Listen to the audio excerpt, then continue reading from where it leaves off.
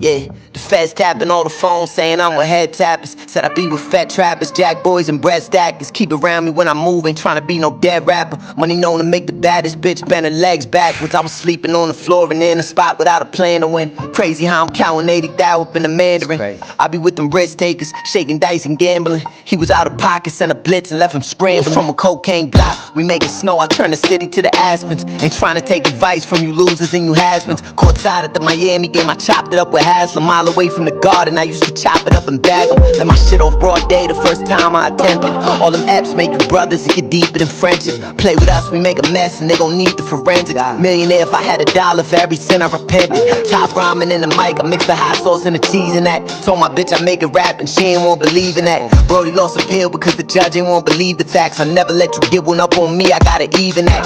I be where them demons at, oppas talking blasphemy. Coppers trying to capture me and shooters on my faculty. Designer drip down on my toes, that's how the fashion be. My queens between me like a king and top me on the tab. I done tried to better people's lives that was jealous of me. Envy in your heart, it ain't your fault that you could never love it. Stay away from suckers, figured out that that was better for me. We ain't squash the shit, I dead you for trying to dead it for. Remember seeing Brody's eyes rolling back right there in front of me. That's what I told my mother every time she found that gun on me. Told her this my realest friend when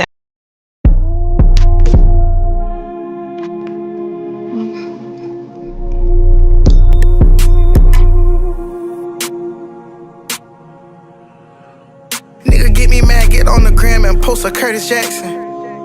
That's a 50 just in case you asking. Shit, I feel like AI when I'm ballin'. I don't need no practice. Oh, just threw it on me in the strip, then that tripped off the back end. Back to back, that truck, they looking like, what the hell, Joe Biden? Shit, they brag I reach, you fuck with us. You can't do no hiding. Try it out, fit up with fish and slips. Come and choose your liking. Bitch, I got en route just in time, like a fucking Viking. Baby, at GLS feel like it's skies on when I'm in the wheel. Ho keep asking me about other hoes, I'm tired of this little bitch. Fresh up out the mall, racks for the fit, I ain't even post a drill. Just run me, won't smoke, they favorite rapper. Damn, they're not a wit. Nigga, I'm a diamond in the rough, you boys is baby, can't you hear my call? Is it not enough? Don't wanna fall. You know I need you, I can't do it on my own. Every day some new shit. Beefing with my bitch right now, but life still lit. Riding down the strip, $500,000 whip. 5 M's for the kid for ice like this. Everything I want to hit, I scratched them off the list. Ask about me, word around the town, I'm a pimp. Ho won't get my heart, I'm putting you down, I'm not a simp. Big OG, I'm him. Park the back the lamb and then go GLE, I'm trip. Catch a nigga and blam, Dredge gang, we ain't nothing like them. Only nigga you know that rap come through the rack, no tint. Hustler got them racks back, man, my pockets are stacked with lit. All blue hunters look like flapjacks, now it's a duffel in my knapsack. I don't back, go check my track record, niggas shot at us, we clap back. At 18, I was a 7-figure nigga after tax. I spent the ticket on both the bitches I wiped and that was facts. On Twitter, don't believe the hype, I put my life on wax. I made it back in, blew that shit the same night as sex. I wake up and go get that cake, I ain't the type, relax. Me, Dank Rails, split a lick 3 ways to get a brick of crack. The Glock hit what's her name like a freight train, his brains was on the track. Don't play no games, mention my hello. You know. Okay. Real life, real smacker. I do this shit on stream. My paws come with a beam. My hoes come with a dream. I'm with Reggie, don't smoke Reggie. I get high than Celine. What it costs, you know what I mean. For that money, I'm a fiend. For that money, I'm a fiend. I'm a goblin for the green. I got bitches on my deck. I told that bitch to join the stream. Toss the pack, yeah, that's the touchdown. Told that bitch to join the team. Me and bro, we chasing racks. I told her, bro, let's chase the dreams. Hella W's in the chat. You know my chat gon' turn me up. GG, they be in the back, and we got racked up in the front. And my bro be smoking hella weed. He told me roll it up. Okay, they say this road here hella mean. That's why I beat it up. Know that I'm from Florida, every song I speed it up, okay? No, you on our ground, what can you say? It's not enough, okay? Left wrist lighting up, no right one bright as fuck. You know I turn some shit to gold, I got the Midas touch. I'm from Baltimore, you play dumb, they gon' heat you up, Call my favorite eater, she gon' come and eat me up, Smoking hella trees, I swear to God, this bitch is stunk, She gon' call my phone, and after that, I'm hanging up.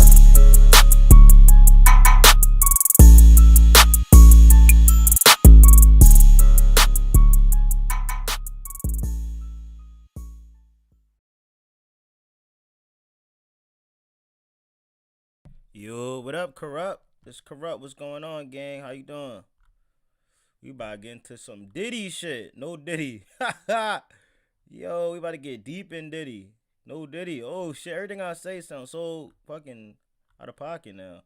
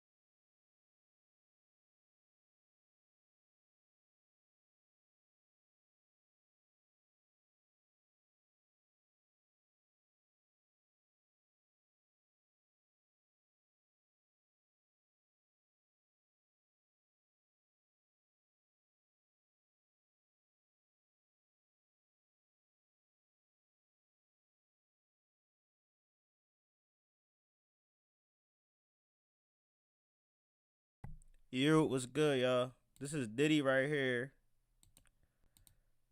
in prison. First exclusive video behind bars. I don't got no sound or nothing. TMZ exclusive. The CEO's like, I'm about to get fucking paid. Fuck all that.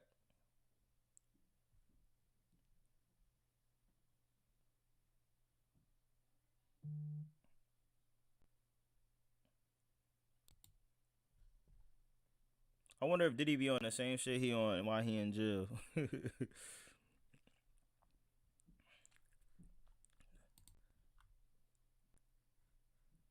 How old were you when you went through all?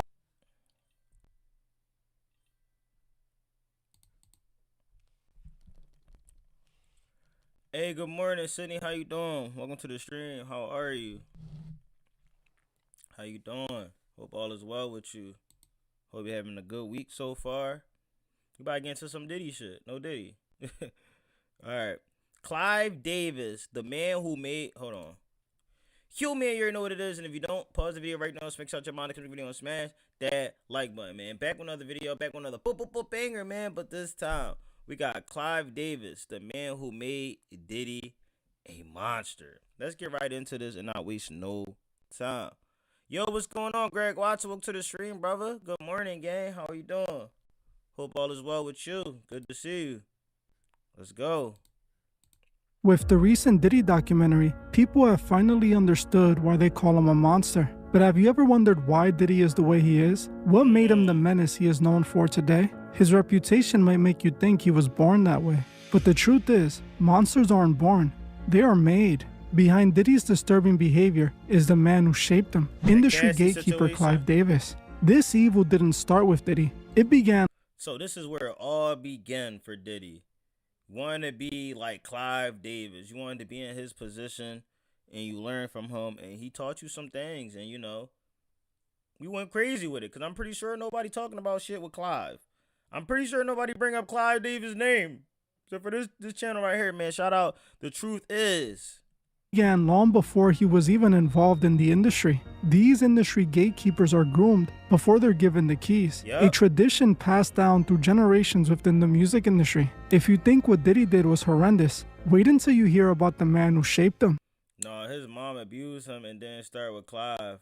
I thought he was beating his own mom ass. I seen something in the documentary said that he would beat his own mom ass. Like, but you said his mom abused him. Damn. Let's see. We gotta see what Clive thinks.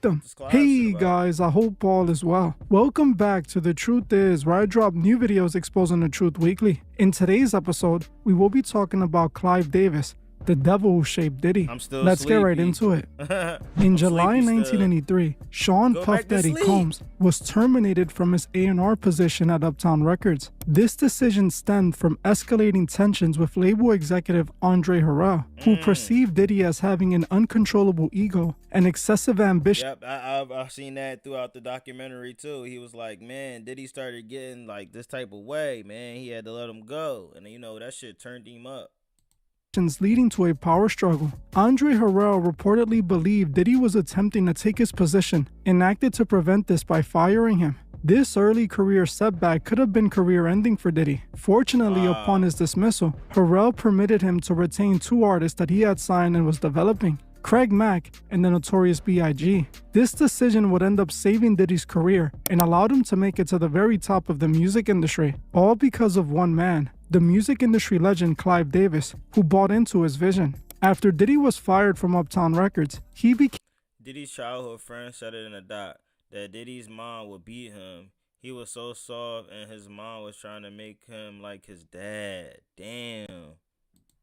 Determined to start his own label. Using the industry connections he had acquired during his time at Uptown, he found a way to arrange a meeting with legendary record executive Clive Davis, who was the founder and president of Arista Records at the time. Upon his arrival at Arista's office, Davis saw a 21-year-old Diddy as a young puppy, possessing an unparalleled vision. Clive quickly became interested in him, but wasn't sure if hip-hop was really the right market for a label that was known for artists like Whitney Houston. On top of this, at the time, hip-hop hadn't really been embraced on a mainstream level. While there had been some big-name hip-hop artists, it was still being looked at as just another passing fad. During the meeting, Diddy advocated for the increased recognition of hip-hop and urged Clive to consider an investment in the genre through his endeavors. He told Davis that he wanted to make his own hip-hop label that would take hip-hop to mainstream levels, and decided to play him some of the music his artist had recorded, playing him the song Flavor in Your Ear by Craig Mack and 3 unreleased Biggie songs. Despite all the reasons to turn the young Diddy down, Clive bought into his vision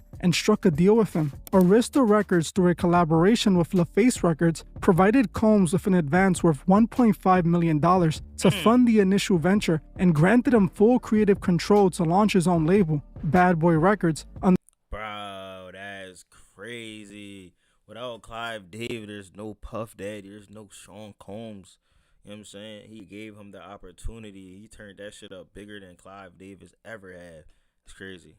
Under Arista's umbrella. Just like that, when Diddy likely believed it was all over, not only was he back in the game, but now he had his own record label. A record label that was destined to take over hip-hop and change it forever. This pivotal meeting was instrumental in shaping Diddy's career, yet allegations suggest a darker aspect to this encounter, transforming a positive milestone into a more sinister narrative. While Clive Davis gave Diddy the world and made him a hip-hop gatekeeper, it wasn't just because he believed in Diddy. This is the music industry we're talking about. There is always a sinister price for power and success. It's crazy how many people knew how evil Diddy was, but the hood, no snitch policy is what allowed him to get away with it for so long.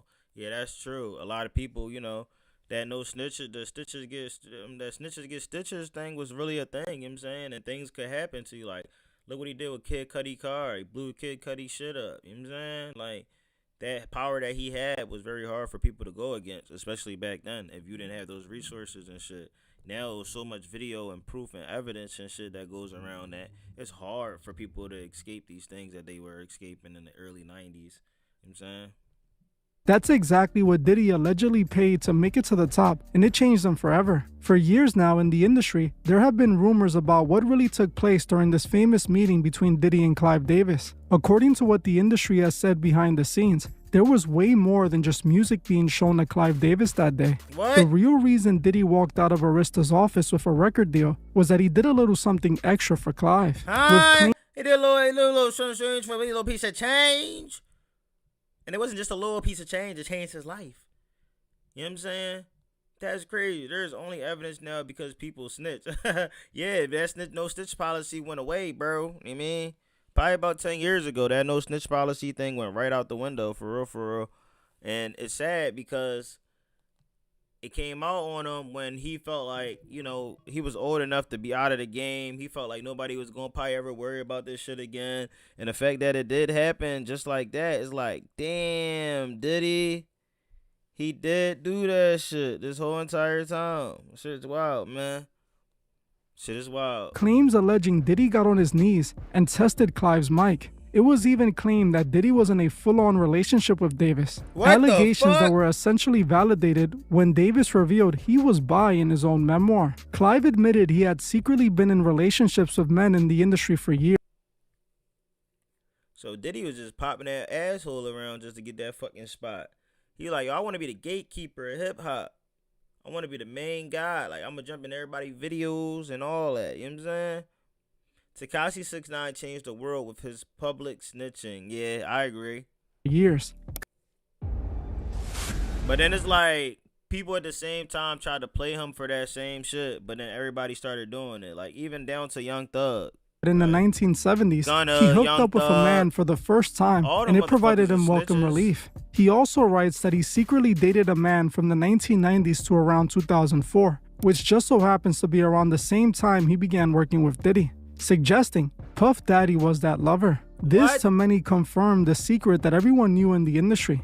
Diddy was allegedly Clive's lover, and that's how he managed to make it to the top of the music industry. One person who alleged this publicly was no other than Suge Knight. Now I know Suge Knight is not the most reliable, unbiased source when it comes to Diddy, but Double he tap that claims screen, another y'all. industry executive, Jimmy you Iovine, wanna watch told him screen, directly that smash that Diddy like and button. Clive were actually lovers. Considering that Jimmy Iovine never denied the allegations, you can see why people think it's true. Suge Knight also claimed that in the industry this activity was a hazing tradition for industry gatekeepers, claiming that it was passed down from generation to generation, with Davis allegedly doing it to Diddy, who went on to do it to others like Usher and Lil Rod. I walked in Jimmy's office. I didn't have to knock on the door or get somebody let Jimmy know Mr. Knight there. Walk right in. He do the same. Anyway, when he walked in my office, we was having a conversation.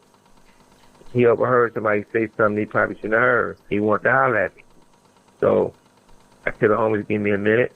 Jimmy said, man, I'm here because Clyde Davis called me, and him and Puppy is real tight, and, he loved it. So I thought he was talking like they got love for each other. Like much love type shit. But no, this was more than that. This was fucking booty hole lovers. Like, ew, bro. This man, I mean, Diddy must have been the one that was giving that ass up a lot often, bro. And like to get to where he needed to. And then when he finally got there, he's like, man, I'm taking everybody fucking butt. I don't give a fuck. And y'all can fuck my bitch. Like, I don't give a fuck. Do what y'all want. I don't care. I'm a disgusting human being. Like, golly. I feel like it's only snitching if you're telling to get yourself out of trouble. It's not snitching to do the right thing and put some of these criminals in jail. Facts. I agree with that, Greg. No lie. All right. He said, yeah, they are lovers. I said, well, why you keep saying that? I said, look, you saying they lovers like they're sucking? He said, I don't want to say that, but that's what it means, right? I said, okay. He said, Clyde don't want them to happen to Putt. He said, but this guy ain't going to be able to do his business because we know what he did. What they did. Is Diddy at a level of being untouchable where he's protected, or is Diddy a target that they'll eventually put all the blame on him and make sure they get away with it free? Wow. Yo, that could be true too. They could be putting this shit all on Diddy so that it don't fall on them. Yeah. They probably told them like, yo, go raid that fucking houses, do all this shit you gotta do. Like, I mean, they probably put the narrative out there on the internet, too. Oh, shit, this came from PBD interview. Yeah, I can hear his voice in it. I mean, he's definitely gonna be the black motherfucker holding the bag. 'Cause you gotta realize one thing. That boy life is dangerous. His life isn't, and he's just not dangerous with the shit they said he's doing, but he's in danger. He knows too much. One thing you gotta realize is he probably having a conversation right now with the higher ups and everybody else to figure out how it's gonna work itself out, because he know all the secrets. Damn, yeah, he know all the secrets. He definitely not gonna want that shit out. That's crazy. Oh shit, it's only snitching if you're involved in street activities. If you're a civilian, technically you can't snitch. It's corrupt. That's real shit. That is real shit. I ain't even think about that. Diddy like it in the ass. He must love person then. LOL. Man, we just looked at a video. He looked like he was enjoying it. It didn't look like he was upset. He was growing a lot of grades and shit. But I'm pretty sure he is enjoying that shit. I ain't gonna lie. And if he gets to run his mouth, it could be a bad look. You know some of the big names. I'm just curious if you have any names. You don't seem like somebody. Well, for number one was Clyde Davis.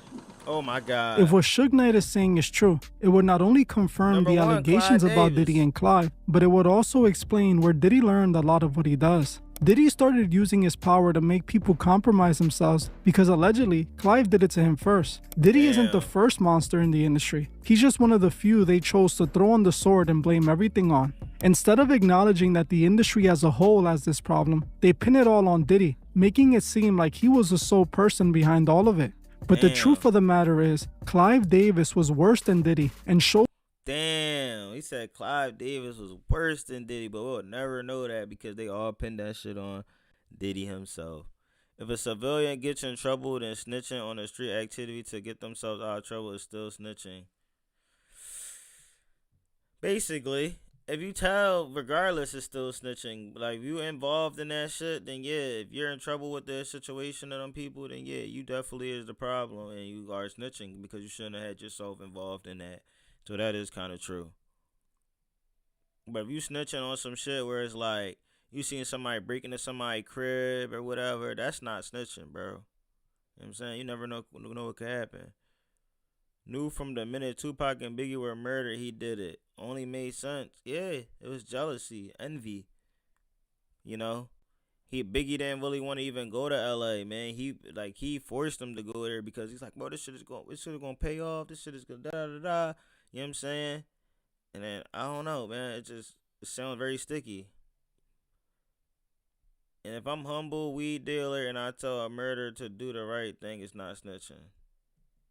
Showed them more than just how to make people Tupac compromise was the man, themselves for man, an for real. opportunity. And The more Biggie. I looked into Clive Davis, Even though Biggie used to have a lot of that gay shit in his music too. Like, she's so fucking bad, I'll suck your daddy dick or some weird shit like that. the more I noticed similarities between him and Diddy. A lot of things Diddy became known for seems to have come directly from his mentor Clive. Just like Diddy, Clive was known for his predatory business practices, robbing most of his artists blind. He was also known for using illegal substances to convince people to bend to his will, stealing money from his own record label, and being allegedly connected to drug trafficking, with the worst of all of the allegations being accused of masterminding the demise of many of his own artists. Today, let's examine these allegations made against Clive. Unforgivable sins. I understand what you're trying to say, but saying Tupac was a total package was a little freaky. If they know about enough street activity to snitch the way out, then they are not living a civilian lifestyle. That's facts. So we can see the obvious similarities between him and Diddy. Let's start with one of the biggest scandals of his career, the Drugola scandal. In 1973, Clive Davis was abruptly fired as president of the CBS Record Group amidst a wide-ranging federal investigation into payola and drugola, providing drugs to artists and DJs for industry favors or radio play. Immediately following his dismissal, CBS Records filed a civil lawsuit against Davis, alleging $94,000 in expense account violations over his 6-year tenure. These alleged violations included using $54,000 of company funds for redecorating his own Manhattan apartment, another $20,000 for a bar mitzvah for his own son at the Plaza Hotel, with another $13,000 for a summer house rental in Beverly Hills. Davis's firing began with the investigation into David Winshaw, Columbia's vice president of artist relations. Winshaw's investigation began in February 1973 when federal authorities in Newark, New Jersey busted a drug ring that included reputed mafia figure Pasquale Pasti Falcone. Winshaw's name and papers were found amongst Falcone's effects, leading investigators to focus on activities at Columbia Records. All I wanted was a zero minimum manufacturer, and then I found Tap Stitch. This shit is getting real. 19 individuals and 6 corporations were charged with criminal offenses, including income tax evasion, perjury, mail fraud, interstate transportation of stolen property, interstate travel to commit bribery, and the making of illegal payments to radio station personnel. That is... Okay, unforgivable sin. I'm starting to think you're a female. I thought you was a guy. He was handsome and talented. Okay. Payola to get records played. 3 record company presidents were indicted, including Clive Davis. Yeah, you ain't gonna lie. Biggie was one ugly motherfucker. Yo, Biggie was ugly as shit and fat. I ain't gonna lie. I ain't trying to fat shame, but yeah, man, he was ugly as shit. Former president of CBS Records. Davis was charged with filing false income tax returns over a 3-year period. David Winshaw, another former top executive at CBS Records, was charged along with Pat Falcone, an alleged mafia figure, with defrauding CBS of more than $75,000 by setting up phony companies to be paid by CBS. Record industry officials said today they did not feel that the indictments reflected typical behavior in the business. They said the majority of their personnel were honest. But he was talented, Biggie was. Yeah, he was.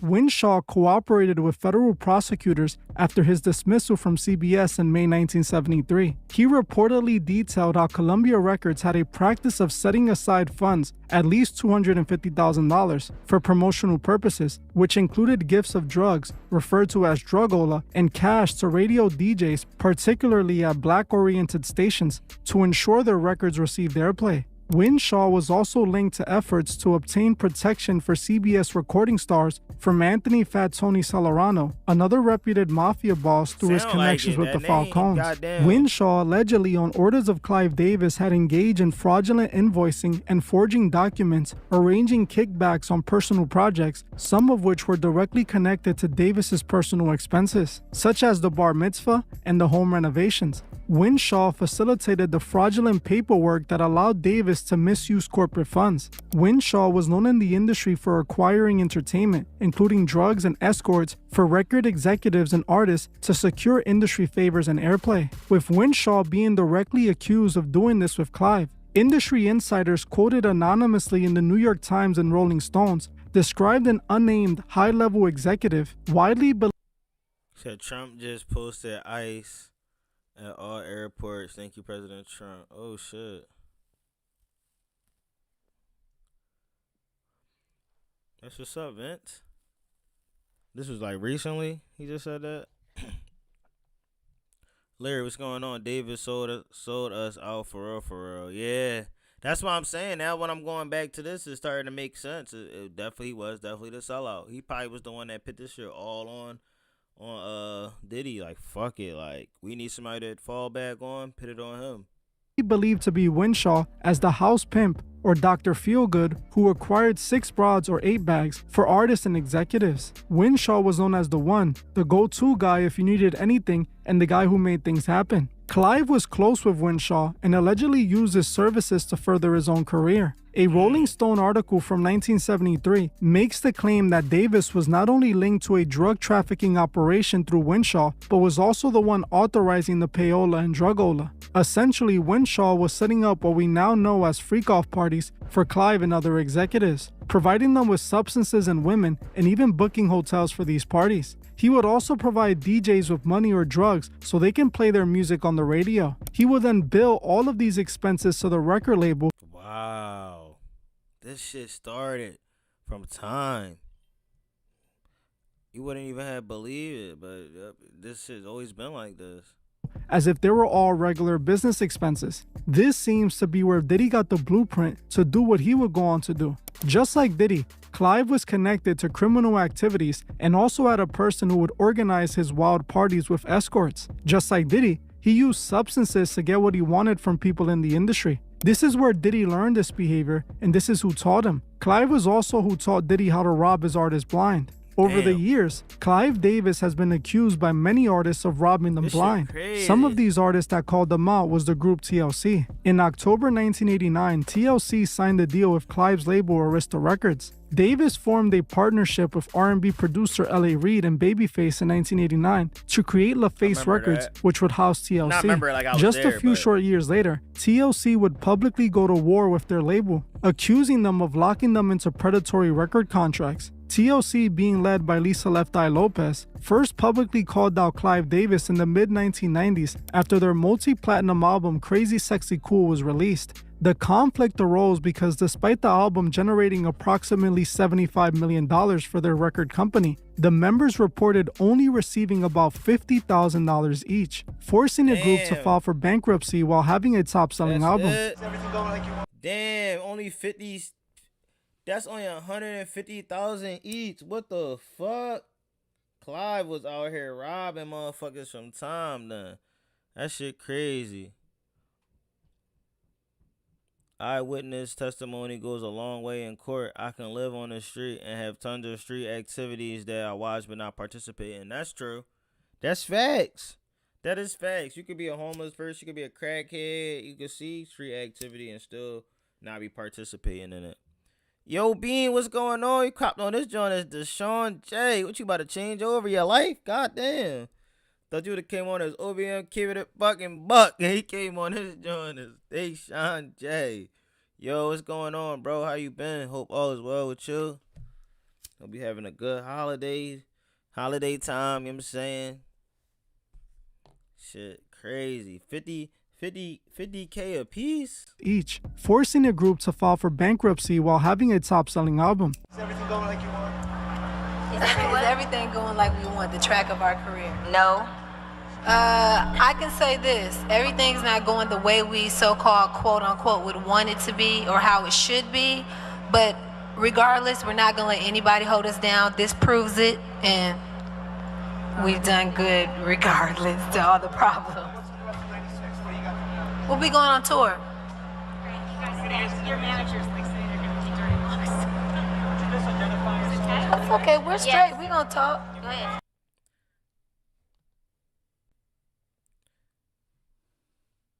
and they can't do anything about eyewitness without proof of a crime. Damn. Y'all both going at it in the fucking jail. Yeah, y'all both got good points. I ain't even gonna lie. I watched the Netflix docuseries. Diddy paid someone to mirror 100 and recall offhand and they were performing opening acts. Yeah, I seen that too. I watched it. Your manager's like sitting in here with dirty looks. You said your career is not exactly what you would have wanted it to be, but this proves it. What's not on? Step on up. I'll tell it. We're not going to sugarcoat anything anymore. We've been quiet long enough. Can I get an amen? Amen! All right. Amen, girl. All right. Well, I'll put it to you this way. We are the biggest selling female group ever. 10 million. Look at Lisa Left Eye. She batted in a motherfucker, like, without even trying. Resting bitch face and all. Like, damn. Million albums worldwide. We have worked very hard. We have been in this business for 5 years. And we are broke as broke can be. And we're not like trying to be a sad story. If that was the case, we would have been on everybody's talk show talking about how broke we are. We haven't done that. I know it's hard to believe because we've sold so many albums, but it is possible. But like Lisa Left Eye seen the fucking Future and shit, was probably like, damn, we should never did this shit. That's the deal here. So, and we're not happy at all. But for real, tonight, this is all we wanted. We wanted to win a Grammy, at least one, and we won two. And that proves that we are the jam. This happened because Arista had tricked them into signing an extremely bad record deal. Damn. The record contract was written to make sure the group received an initial royalty rate of just 7% per album sold. which was significantly lower than the industry standard for new artists, typically 11% to 15%. Frustrated by the realization they had been duped, the group confronted Davis, who was the president of Arista Records at the time, to demand the money they felt they were owed. After their demands and questions were ignored, eventually members of TLC showed up to Clive's office and confronted him. They reportedly interrupt a private one-on-one meeting Diddy was having with Clive and physically guarded the doors, demanded their money, and confiscated all of their own platinum plaques and awards from the walls. Wow. As you can see, Timo is a very... They was not playing around with that, man. They're like, yo, you're not about to have all this money. Davis, we held them hostage like guns, the whole shebang. Yeah, it was like that. Because, wait a minute. I want to make sure we understand. Yes. Guns? Yes, guns. With bullets? Monique, with like, bullets. what? Come on, give me the story, I'm going to tell baby. you because TLC had generated on Crazy Sexy Cool $75 million and they gave us $50,000 a piece. So I was like, what the hell? So, of course, Lisa was the ringleader. Like, we need to go get our money. I need to know where my MF and money's at. So, you know, she was locked up in the diversion center for burning down the house. And she was just like, okay, we gonna get LaFace and them girls I was locked up with, we gonna drive up there, we gonna take the guns. And then we had this limo driver. Wait, she just got out of jail? Yes. Okay. And we had the limo driver. And he was the getaway car. So we went up there and held everybody hostage, and Puffy was the one that snitched us out. Yo, B, your girl's up here mad bug. See, that's an eyewitness, somebody snitching. That's snitching right there. Diddy right there, automatic snitch. Automatically, like, I mean, he didn't have to be dealing with them or nothing. He just snitched on them because he felt like, yo, if I get up on them right now and be the one that's coming at, they gonna have no choice. Hostage, and Puffy was the one that snitched us out. Yo, B, your girl's up here mad bugging, yo. And I was like, oh, Puff, why you gonna snitch us out, dog? But he called it, yeah, because we kicked him out of the meeting. Well, wait a minute. Puffy, mind your damn business. Okay, go ahead, son. Oh, my God. But it was rude. We interrupted Puffy's meeting, you know, and he was having a meeting. And Puff was like, I'm sorry, but we really got to handle this, dog. We need to know where this money at. You know, because we were getting sick and sweating and, you know, we was like really working hard for this money. Yes. And we wanted to know who the hell had our check. In order to get them out of the office, Clive ended up giving the girls another advance. But this did not fix their contractual issues. Angie Stone also called out Clive Davis, accusing him of shady industry tactics. Damn. Angie Stone, R.I.P. Claiming her contract obligations on the label side were purposely ignored in order to put the spotlight on another artist, Kelly Clarkson. The artist Sly Stone had similar allegations as well, accusing Clive Davis of ruining his career and robbing him of his potential for success by freezing his royalties to force him to deliver new album tapes in the early 1970s. The list goes on with many artists like Prince, Aerosmith, and even Kelly Clarkson calling out Clive Davis for destroying or robbing their career. Now we know who taught Diddy how to rob all his talent. It was techniques taught to him by Clive Davis. But the worst thing Clive Davis seems to have taught Diddy is what to do with artists that become a problem.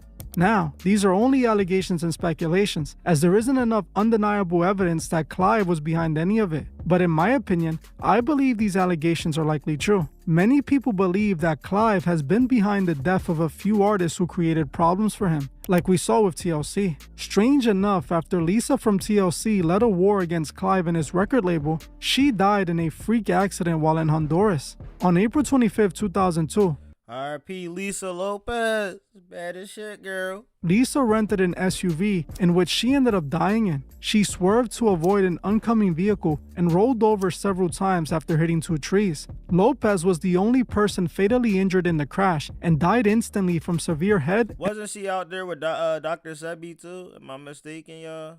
I don't want to interrupt y'all conversation about fucking eyewitness testimonies and shit.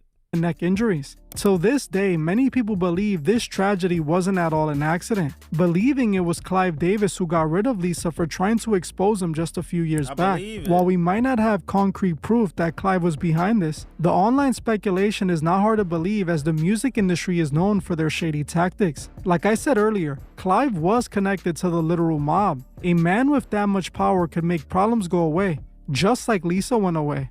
Another person Clive is accused of getting rid of was no other than his biggest artist, Whitney Houston. On February 11, 2012, legendary singer Whitney Houston was found unresponsive. Man, yeah, Diddy. Let me check the streams.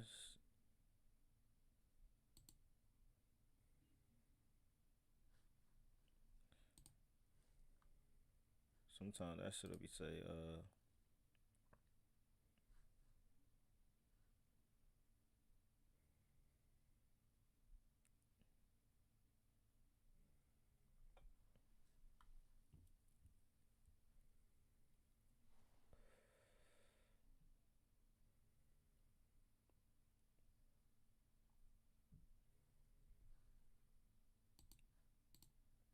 in her hotel bathroom. She had sadly drowned, passing away at the age of 48, leaving her family and fans devastated. At first, the cause of her passing wasn't revealed. only at 38? Leaving her family and fans devastated. She had sadly drowned, passing away at the age of 48, leaving her family and fans devastated. At first, the cause of her passing wasn't revealed, but eventually it was confirmed. Almighty Vez, what's up with the subscription? Welcome to the motherfucking channel. I don't know why it didn't pop up.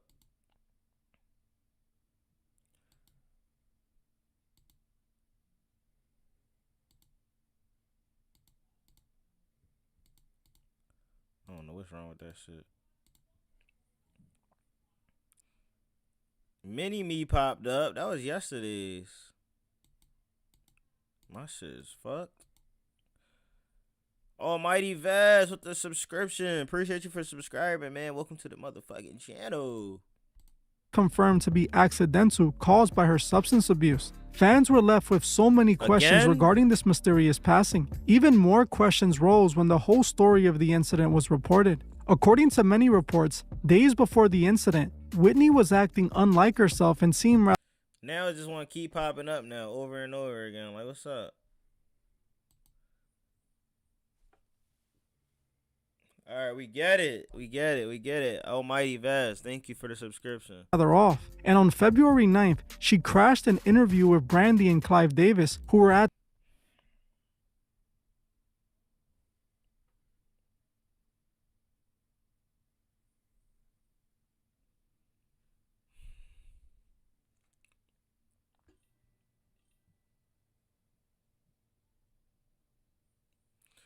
Hello, I got a good back to work. Hello, but appreciate the conversation watching. Nah, that was definitely a great conversation. I had a good conversation in there. I ain't gonna lie. Alright, pause, bro. I'm about to pause the queue at this point. Maybe keep subbing and unsubscribing to mess with you. Probably. I just muted that shit, though.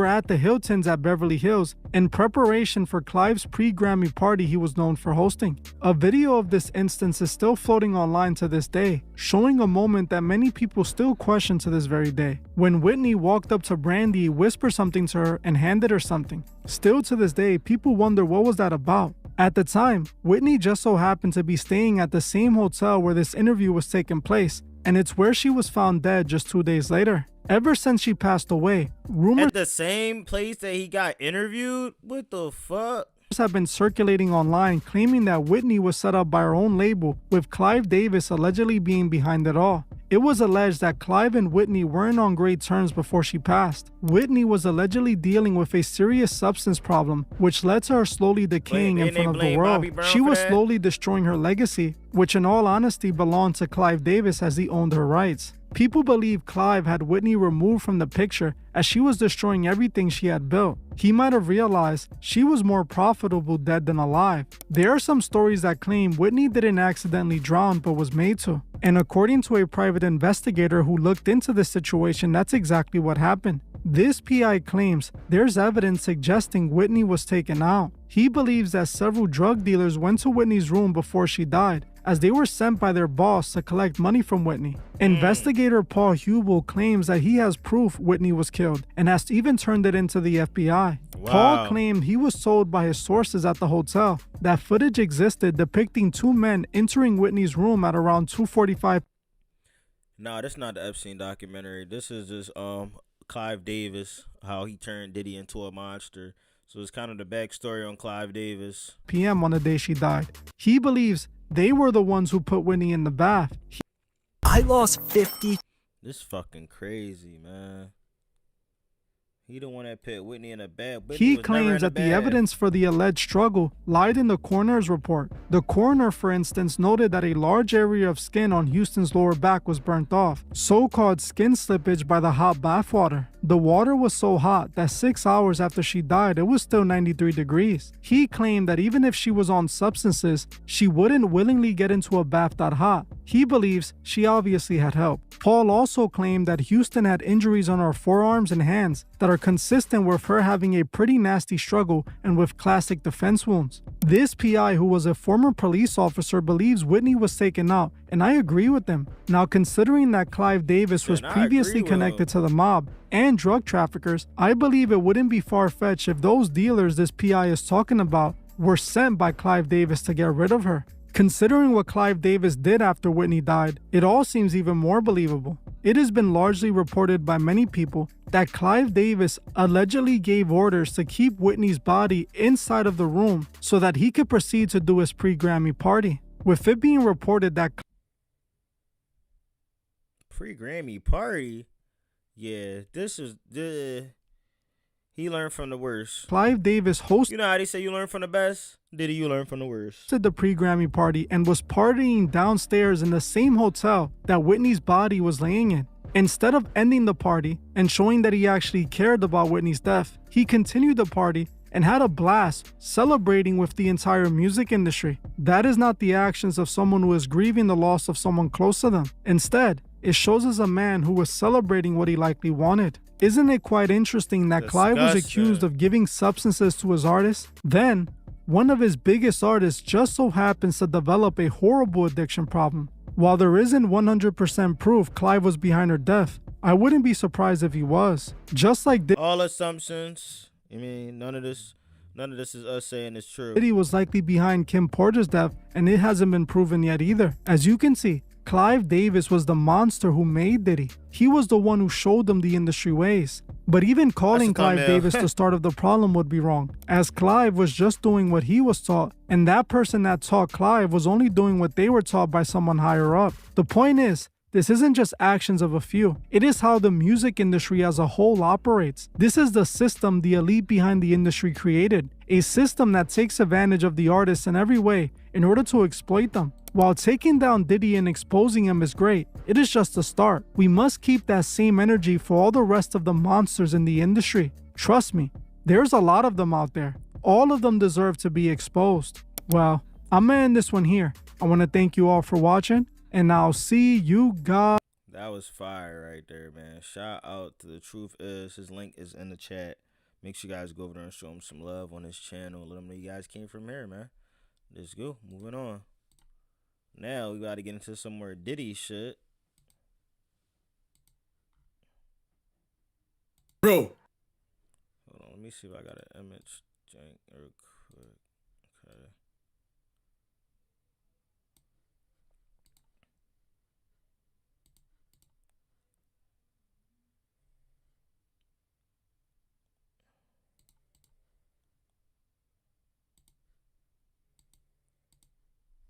Yo, man, you already know what it is. And if you don't, pause the video right now. Smash out your mind and come video and smash that like button, man. Back with another video, man. Back with another boop, boop, boop, banger, man. But this time, we got the Diddy story. Netflix refused to let 50 Cent tell. So this is some of the stuff that they left out of the documentary. I don't know how true it is, but we about to get into it and check out and see what they even got to say. I'm going to cover it up here and there because I know a lot of this is coming from the Netflix documentary. So I'm not trying to get clapped. No Diddy. Netflix didn't just cap Curtis Jackson's documentary at 4 episodes, they allegedly cut entire sections that were considered too explosive to air. Everything couldn't make it was 4 episodes. Right. So it was a lot, you had to pick and choose things. And one of the most controversial claims never made it on screen involves something the internet has been whispering about for years. Not just the music industry, it's all industry. Yeah, like the whole entire Hollywood, all of that. The actors, comedians, all that shit, bruh. Football, basketball, they all got their own like little like cult following type shit that they all gotta follow. You know what I'm saying? Definitely.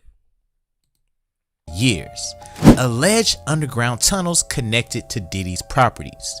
Now, according to 50 Cent, Netflix forced him to remove material he believed was critical to understanding the full scope of allegations. I started watching last night but fell asleep.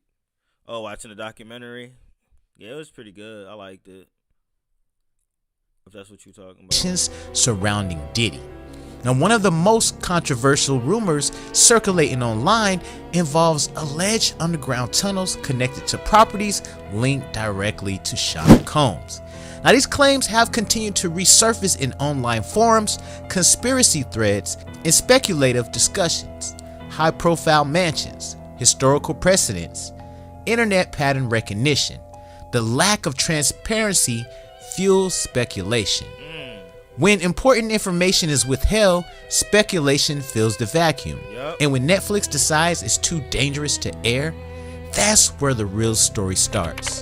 This may not be about protecting anyone, it may be about protecting Netflix. Now, 50 said Netflix capped the Diddy documentary at 4 episodes. That decision forced him to cut a major allegation that was originally exposed during production. Now, one of the removed storylines also allegedly involved a claim connected to Tupac's fiance, and an implication that Netflix clearly did not want to touch. Now, here's the key detail people are missing. 50 Cent didn't say the allegations were false. He didn't say it was debunked. He said Netflix wouldn't let it air. Now, that distinction does. Hold on. So y'all could see Tupac's ex, that Diddy's baby mama. Oh shit. That's another reason why I think he said that he didn't like him either. No, this video you're reacting to, I watched the Diddy doc Sunday. I fell asleep watching your video you're reacting to now. Oh shit. Clearly did not so you did see this video. Want to touch. Now, here's the key detail people are missing. 50 Cent didn't say the allegations were false. He didn't say it was debunked. He said Netflix wouldn't let it air. Now, that distinction does matter. Everything couldn't make the. It was 4 episodes. Right. So it was a lot. You had to pick and choose things. Like even in an area where he chooses to date people who he knows previously dated someone. He has a baby by a woman that was dating Tupac. Wow. To add to it, but we had to cut it down so he couldn't. For time. Because platforms don't edit content based on truth, they edit content based on liability. Now, let's talk about why Netflix would slam the brakes here. Because this wasn't a creative choice, this was a legal survival instinct. Think about what that allegation touches. A deceased hip-hop. It's like Netflix was trying to protect themselves at this point. Like they didn't care. It wasn't about protecting him. It was about protecting Netflix. Icon, a woman tied to that legacy, a living billionaire with ongoing lawsuits, claims that cannot be cross-examined by all the parties that are involved. That's a legal minefield. Now, Netflix doesn't care how a viral claim is if it opens them up to a defamation exposure, estate litigation, reputational damage, or advertiser backlash. Now, this isn't censorship, this is risk management. Now, Netflix didn't say this isn't true. Netflix said leaked Diddy party video hosted by Kevin Hart. See? And that's probably how Kevin Hart got big in the comedian world so fast and blew up. Like, he was funny at first, but then it was like he started losing me as he started growing as a comedian. You know what I'm saying? It was like, this ain't the same fucking Kevin Hart I remember, like, you know what I'm saying? But it all happens all the time with people growing and shit sometimes, too. Looks like there's a bot. What language is that? I don't even fucking know, gang. You want to take care of it if you want. I don't see it in mine. Unless it's in the, long form. I mean, yeah. Fuck is he even saying?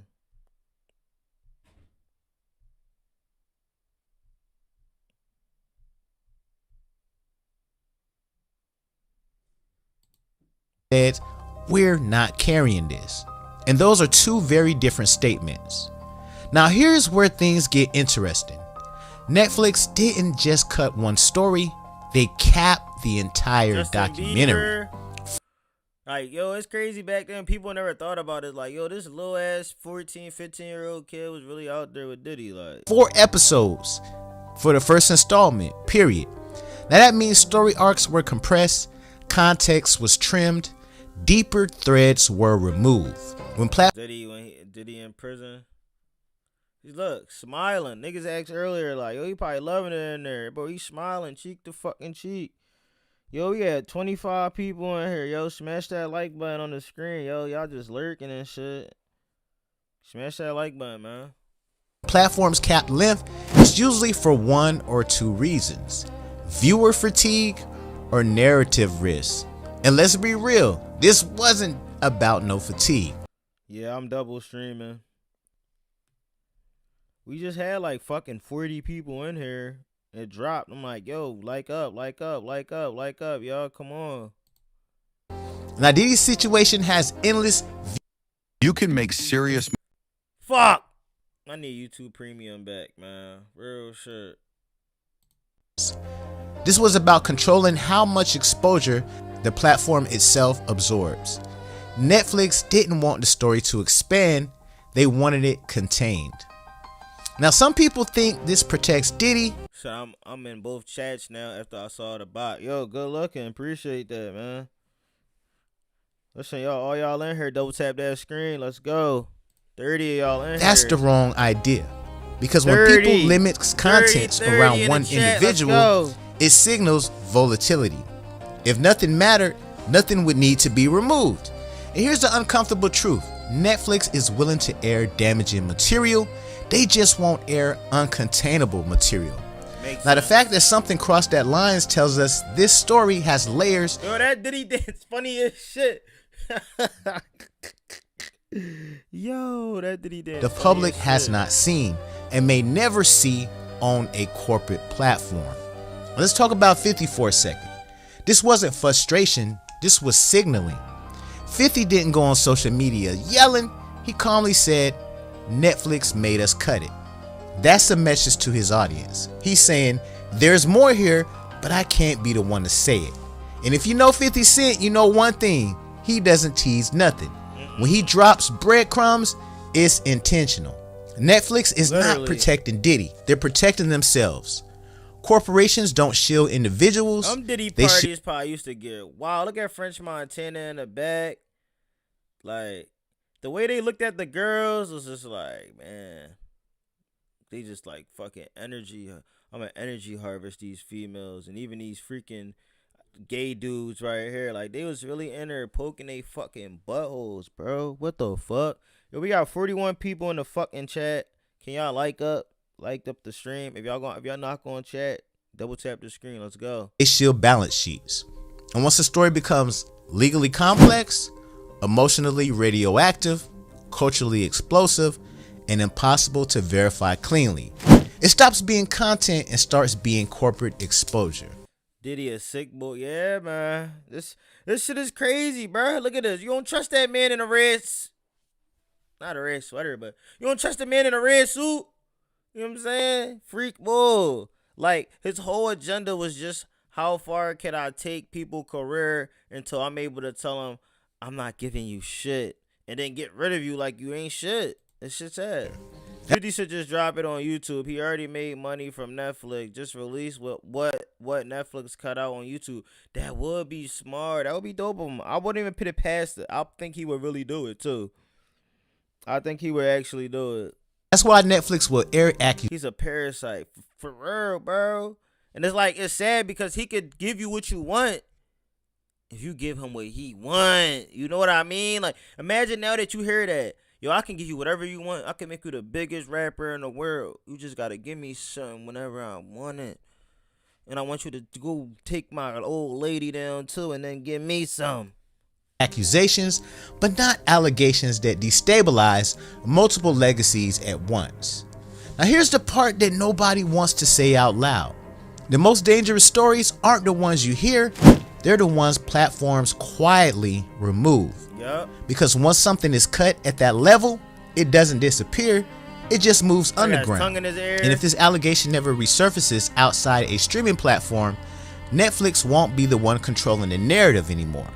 And when control shifts away from the institutions, that's when situations stop being documentaries. Damn, because there's so much he left out. Now that I'm starting to think about it, we wouldn't even probably had known nothing about this shit at all. That's wild but true. He did that shit. Literally, he did some shit.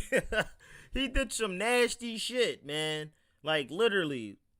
And it's crazy to know there's so much stuff that we just not going to hear about unless he does put it out on YouTube. But like you said, he's petty enough, and I think he would do it. No lie, if Diddy paid me to smash Cassie, I would do it. Cassie's bad as fuck. We'll better stay in the chair in the corner like a good boy. Yo, what the fuck? But that's the thing. After he done with her and you just see him come in there like, yeah, leave all that right there, bruh. We're going to take care of the rest of that. You can go now. You got her warm and ready for me. He collected it. Yeah, he collected the jizz, bro. Like, what the fuck? Put that shit in the freezer, put it on as cream. We don't know what them freak ass motherfuckers do with that shit, man. Like, just imagine what else they do with that shit.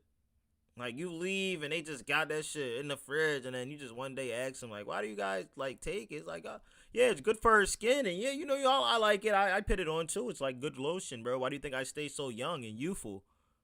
Are you fucking kidding me, Diddy? Have you been telling me this whole fucking time you've been putting jizz on your fucking face to make yourself look young? I'm done.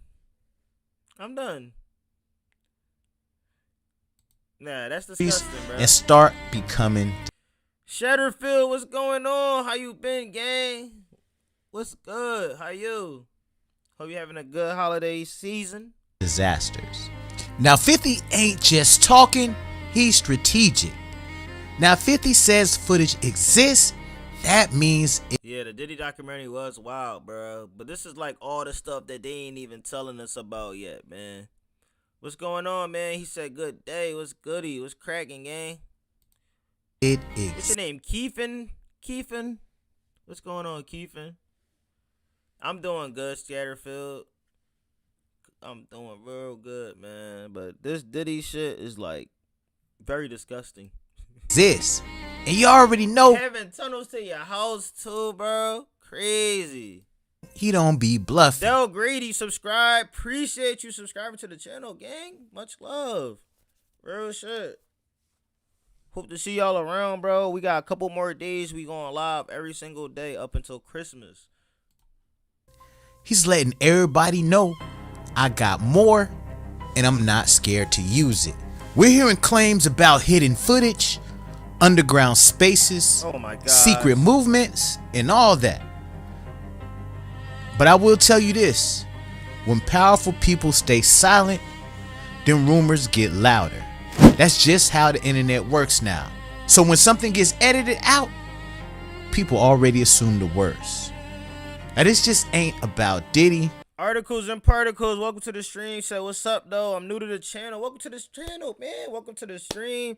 You know what I'm saying? We going live every fucking day up till Christmas. Appreciate you popping in. That is a dope name, Articles and Particles. I like that, man. Smash that like button on y'all way in, and if y'all on the way out, please do, man. Helps us get into the algorithm to help find more people like you guys, you know, like-minded people that think differently. You know what I'm saying? Welcome to the stream. This is about who controls the narrative. Netflix controls what makes it to your screen. Yep. And 50 Cent, he controls what goes viral. And right now, those two don't seem like they're on the same page.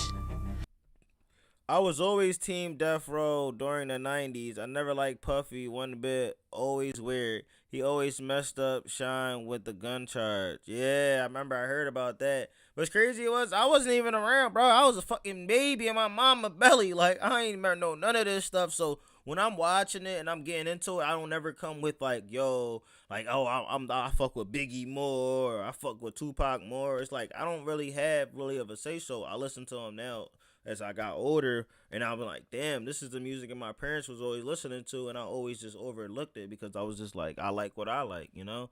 So it was different.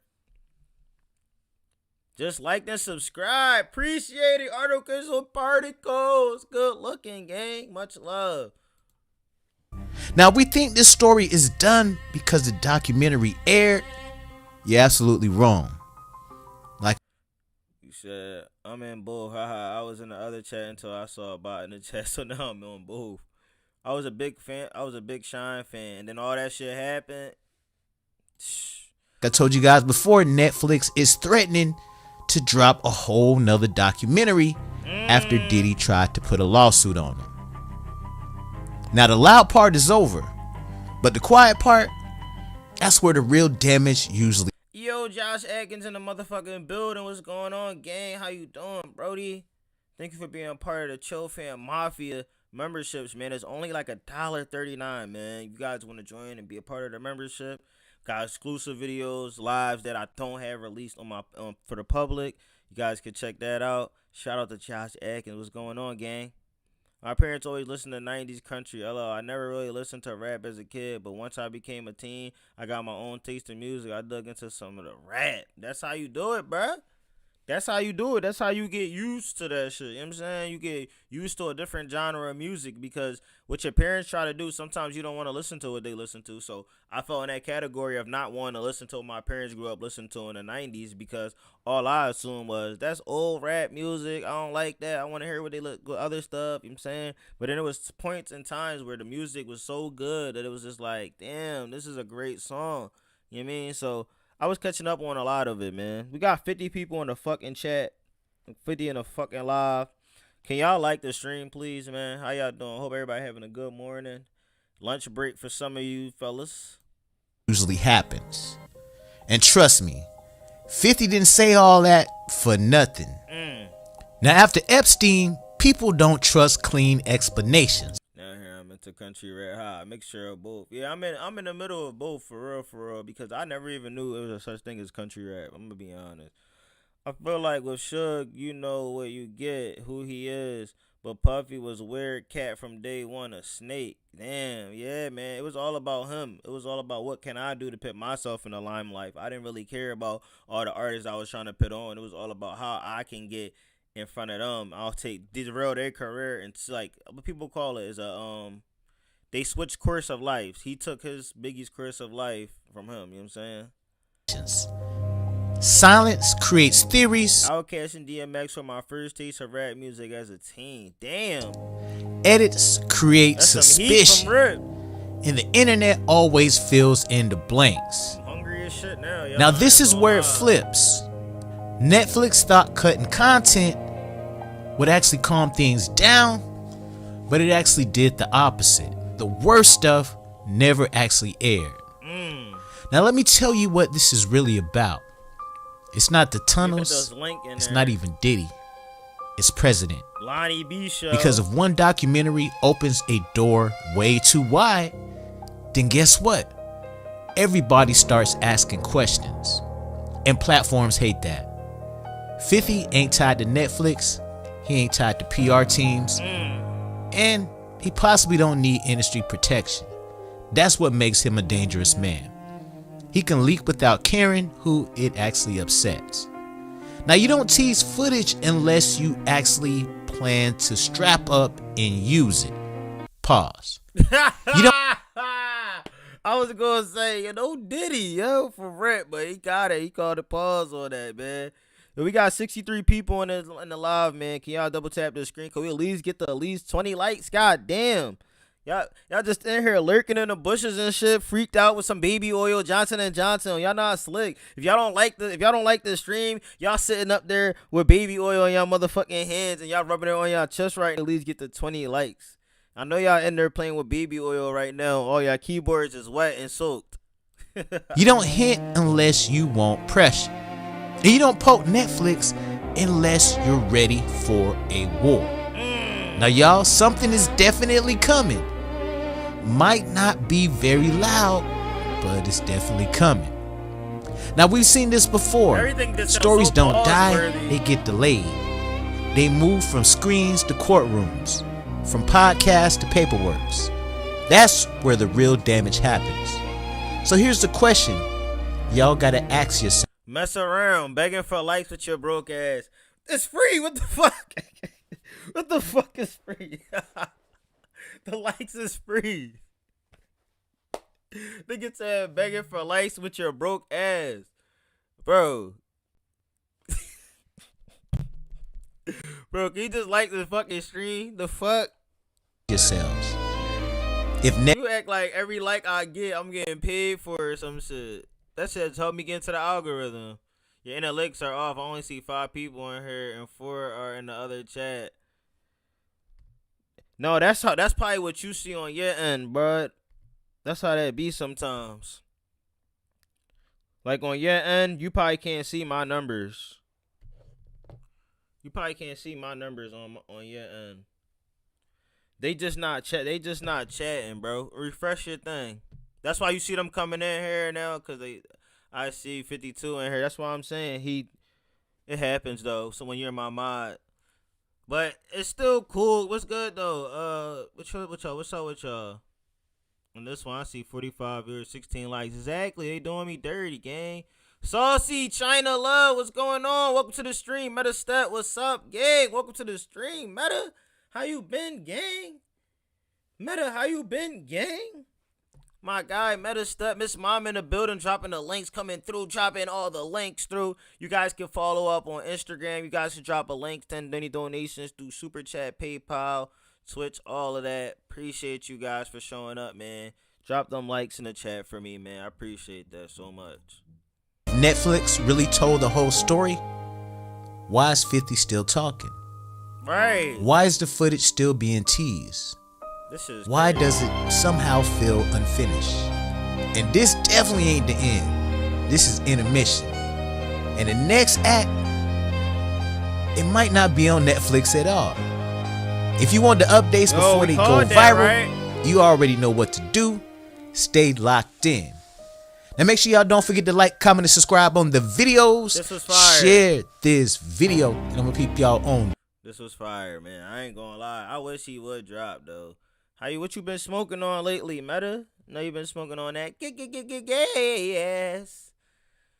All right, the next one we got. What is this?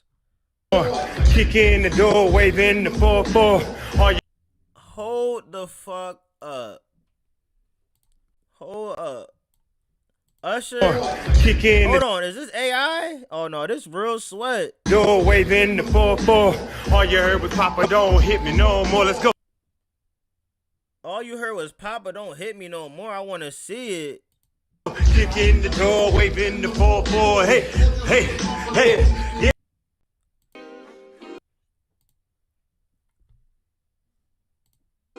You asked for more ways to create, so we made a major update. Sleeve printing is now live.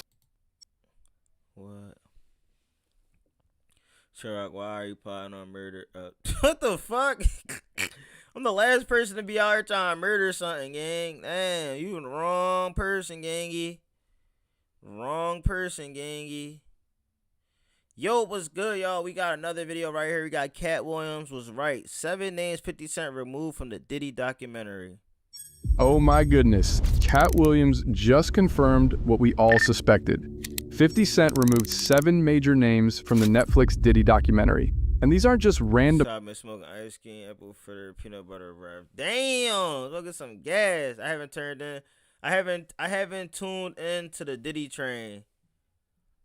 If Diddy wasn't manipulating or drugging folks, he would be blackmailing people. Diddy motto was get the cheeks by any means necessary. He got a special place in hell reserved for him. No cap. I'm about to say no Diddy. Usher sending sexual subliminals about him and Diddy, right? Yup.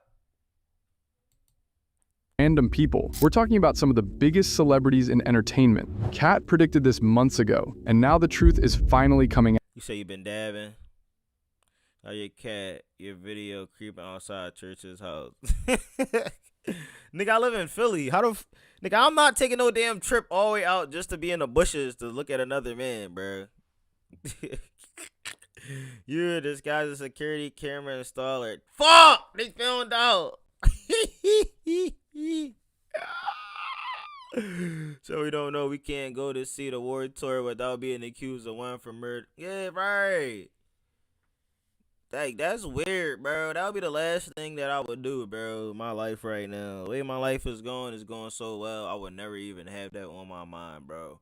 And it's sad to say, but anybody that I ever had a problem with that, you know, They low-key passed away, bro. I'm not even gonna say, like, I had anything to do with that shit. But, shit happen to people like that, bro, all the time. And it's like, you go after God's soldiers and you go after the wrong ones. And then, you start seeing things happening in your life. And you're like, damn, what the fuck is going on?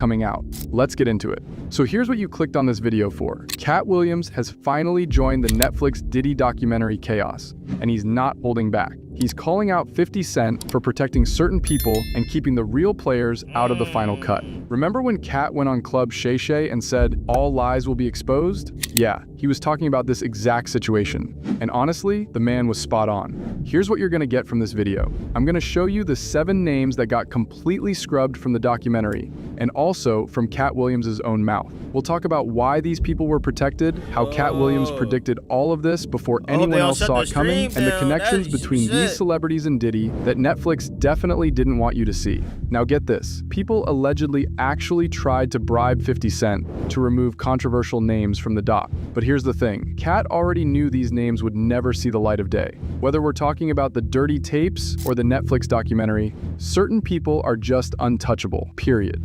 Listen, in 20 years, won't do an interview. Nobody's ever talked to her, and she's never been interviewed anywhere. And now, understand, I'm not talking about one person. What I just told you applies to 7 people. How they all end up with that. That's part of what you get. I came in this business saying I was going to expose. When I talked about Michael Jackson, when I talked about R. Kelly, they canceled me for these things because why would you talk about another black dude? Race is not where the line is drawn.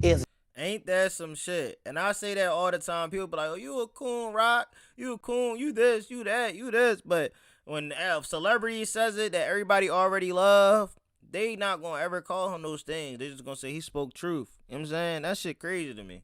It's God's side and the other side. Started about playing some seeds in January. We don't care nothing about the other side. Period. Period. All of these big dick deviants is all catching hell in 2024. It's up for all of them. It don't matter if you Diddy or whoever you is. T.G. Jakes in.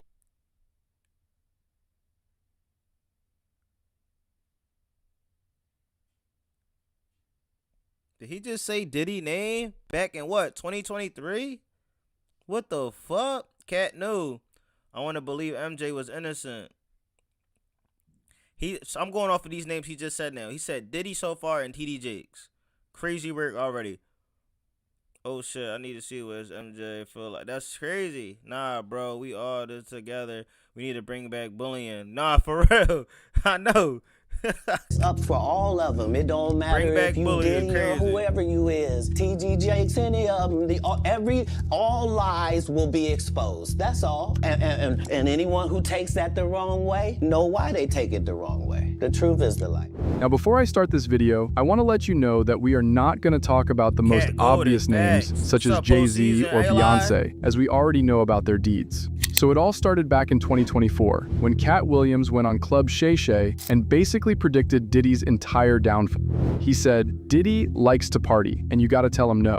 He warned everyone that all lies would be exposed in 2024, and look where we are now. Cat called out TD Jakes, Diddy, and a whole bunch of other people. He said the ones who have a problem with the truth know exactly why they have a problem with it. That wasn't just talk. Hello from Uptown Chicago. Puppets are legends. R.I.P. Young Pappy. R.I.P. Young Pappy. Pappy Force, what's going on, man? Welcome to the stream.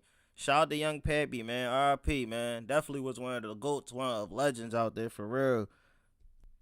That was a warning. Fast forward to now. 50 Cent produced this documentary called Diddy, The Reckoning for Netflix. The doc has never before seen footage of Diddy right before his arrest. We're talking about behind-the-scenes clips, strategy sessions with his lawyers, and some seriously explosive allegations. Diddy's legal team was not happy. They sent cease and desist letters to Netflix, claiming the footage was stolen and never authorized for release. They called it a shameful hit piece. But Netflix didn't back down. The documentary dropped anyway. Here's why this matters right now.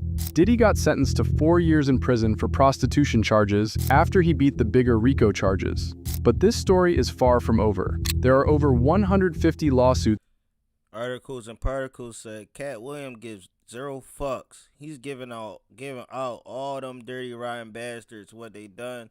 and that dark will eventually come to the light. That's facts, man. I ain't even gonna lie. And it's happening right now, and it's right in front of our eyes. Like, he was right. It didn't all happen in 2024, but it was coming to it in 24. And now look, it's in effect in 25, and we going into 2026, bro. This is crazy. If the feds were watching me from other building through my window, I will walk around naked all the time. Hey, yo. 411, fuck Diddy K. Suits coming his way, and some of them involve minors. Yeah, you heard that right, minors. The feds have already said more charges are possible. The investigation isn't done. In fact, prosecutors working on Diddy's case are now talking to the prosecutors on Tupac's case. That should tell you how deep this goes. People are also claiming they have Diddy tapes ready to leak, and those tapes allegedly show other celebrities. Imagine people saying they got Diddy tapes that's ready to leak. That shit wouldn't freak you out if you was like a freak bull and you went and you did some things. You would go defend Diddy. You'll be like, yo, why you trying to tear down another black man? That's the same shit they were saying with Marlon. When Marlon jumped out and started saying, yo, why are you doing this to another black man? That's the code right there to tell you that, yo, he did some fucked up shit, but he's a black man. You shouldn't be the one to talk about this. If nobody want to talk about Jeffrey Epstein, nobody want to talk about this white man, nobody want to talk about that white man, but y'all want to talk about each other. That's where they get that shit fucked up, and they forget that all the time. You can't use that black card when somebody is doing something fucked up like this, bro. That shit is out the window. All that, oh yeah, he's a black brother, he's a good one. Like, even with Dr. Umar, he was on the same type shit. It's like, bro, you can't defend this. If he was black or white, you cannot defend this, bro. The way he treated women, the way he treated even guys, bro, they couldn't even get out of that shit, bro. That's scary. Think about that. You trying to find your way out. You trying to tell people what type of person he is, and he got so much money to get you shut up. He could end your career, anything, bro. He could put out a video right now, you doing something with another man while he just watching. Like, you know what I'm saying? That shit weird. Diddy a monster, a gay monster. Yeah, he's a gay monster, bro. No doubt. Always heard about Diddy and Cassie when I was 19. I believe she might have been younger when it started. Yeah, she was younger. She was like, what, 16? Like 16. Meek Mill didn't do nothing, in my opinion. I feel like Meek Mill could have did something in that situation, but he's not going to speak on it because he know how easy it is to people to take a narrative and twist it. He's doing things they definitely don't want the public to see. And speaking of Cat, he just made a joke that basically confirmed. Puppet Force says, bro, it's not who you are or where you from, it's how you come. You feel me? Yeah, that's facts. That's facts. Genevieve says, he for sure groomed Cassie. Yeah, he did. He definitely groomed her for a very long time, which is very sad because there is people out here that do that. Imagine you telling her like, yo, I could put you in the latest Benz. I could get you this record label. I could make you the biggest star in the world. You know what I'm saying? And the whole time, he doing all this shit. He's not helping you succeed. He's not helping you grow outside of him because if you do, you're not going to need his help anymore. Shit is sad. That's way of protecting pedals. Don't matter what color you are. If you're a bad human from Cosby to Harvey Weinstein, you a creep, a piece of shit. Facts. That's it. It don't got nothing to do with no religion, no color, no nothing. None of that shit, man. If you're a shitty person, that shit, you're a shitty person. Didn't 50 release audio saying Meek Mill was getting his cheeks clapped? Yeah, he did. I ain't gonna sit up here and lie. He definitely did. Confirmed everything. Listen to this. I'm gonna try not pause too much. Sorry, I hate with an ad. Broke niggas. What the one boy told me, he's like, yo, you broke for asking for likes. Like, god damn, I can't ask for likes. 3 likes. Say that again. But this is 27 years. 4 years. Meanwhile, they tried to give me 4 years with 2 blunts I had no intention of smoking in the first place. Same 4 years. I don't give a fuck. Being an ass-picking devil worshiper is not against the law. They put that man on a whole RICO because they thought he was f***ing for China. They said, bring out the 9 cross. 9 niggas walked out there. That ain't even get the law. Go on and get you Saudi. That man liked so much as his punishment. They sent him to the place with the most Yo, Cat Williams, preach, brother. Preach. Oh my god. Cat Williams a legend. Cat Williams and 50. Yes. That's, yo, imagine they do a sit down. Wow. He said for his punishment, they sent him to the place with the most dicks. Is crazy. Just walked out. That ain't even get the law. Go on and get you Saudi. That man liked this so much as his punishment. They sent him to the place with the most. No, son. So I ain't finna say shit. Now I know that sounds wild, but this wasn't just comedy. This was Cat confirming what he's been saying all along. He knows what happened, he knows who was involved, and he knows exactly who got protected. So let's get into these 7 names. First up, Snoop Dogg. Now I know 50 definitely that guy, Cat Williams, for the win. Never let your kids idolize celebrities. They are all foul. You don't get to that position without doing some dirty things. He's a legend. Justin Bieber, yeah, Justin Bieber as a young pup, you know what I'm saying? I remember seeing his music on Music Choice. When Music Choice was out, I was over at my grandpa's house. I was like, who the fuck is that? Like, I meant to live one time, and I know that I love you. My late husband loves Snoop. Snoop, yeah, everybody loves Snoop. I don't know what's been happening with Snoop lately. Stay chill, the fuck is this? This is Cat Williams dropping 7 names that 50 Cent had to remove from the documentary. What's going on, Cody? Now I know you're thinking, Snoop? Really? Yeah, really. Snoop has deep ties to Diddy going back decades. They partied together, did business together, and collaborated on music. They were in the same circles for years. So why didn't Snoop make it into the documentary? Because Ally Carter exposed him, and what she said was shocking. Everybody knew that Snoop Dogg, not again, mentioned him in December of 2020, but everybody beat the hell out of me. Through you, that can't be true. What the hell do I know, right? And then recently it just came out again that Snoop Dogg got accused of trafficking children. And what did everybody do? Ooh, Snoop Dogg is at the halftime. I'm going to the halftime. But we canceled Dr. Seuss and Jemima. Nah, this shit is crazy, gang. I'm not even gonna lie.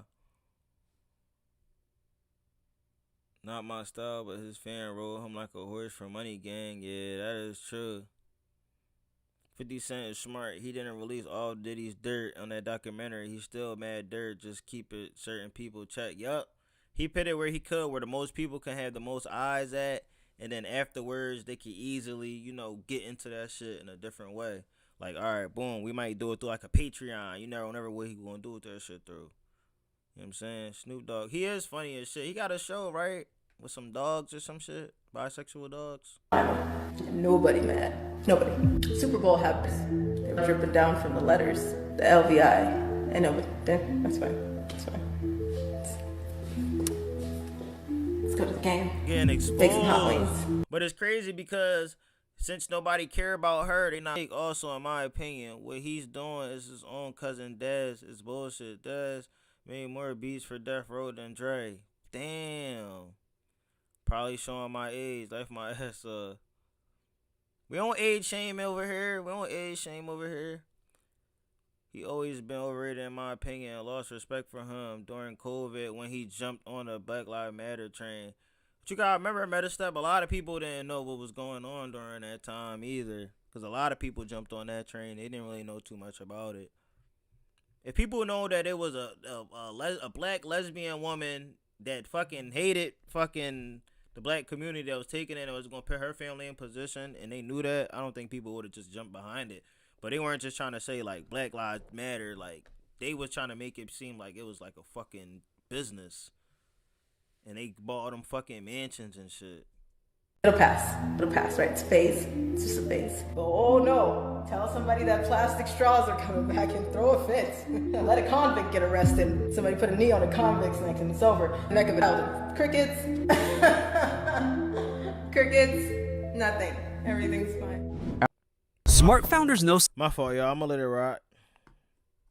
You gotta do your thing to join the Illuminati. Yeah, I ain't doing that. Ally Carter said Snoop Dogg. You gotta give up something. You gotta give up the back door or something. Is even worse than Diddy. She claims Snoop is more influential and more protected than Diddy ever was. She mentioned Snoop way back in December 2020, but everyone attacked her for it. People called her a liar. They told her to shut up, but she kept speaking. Here's the thing. Snoop got accused of transporting young ones for bad things. You'd think that would be huge news, right? Early 2000 BC didn't even know him like that.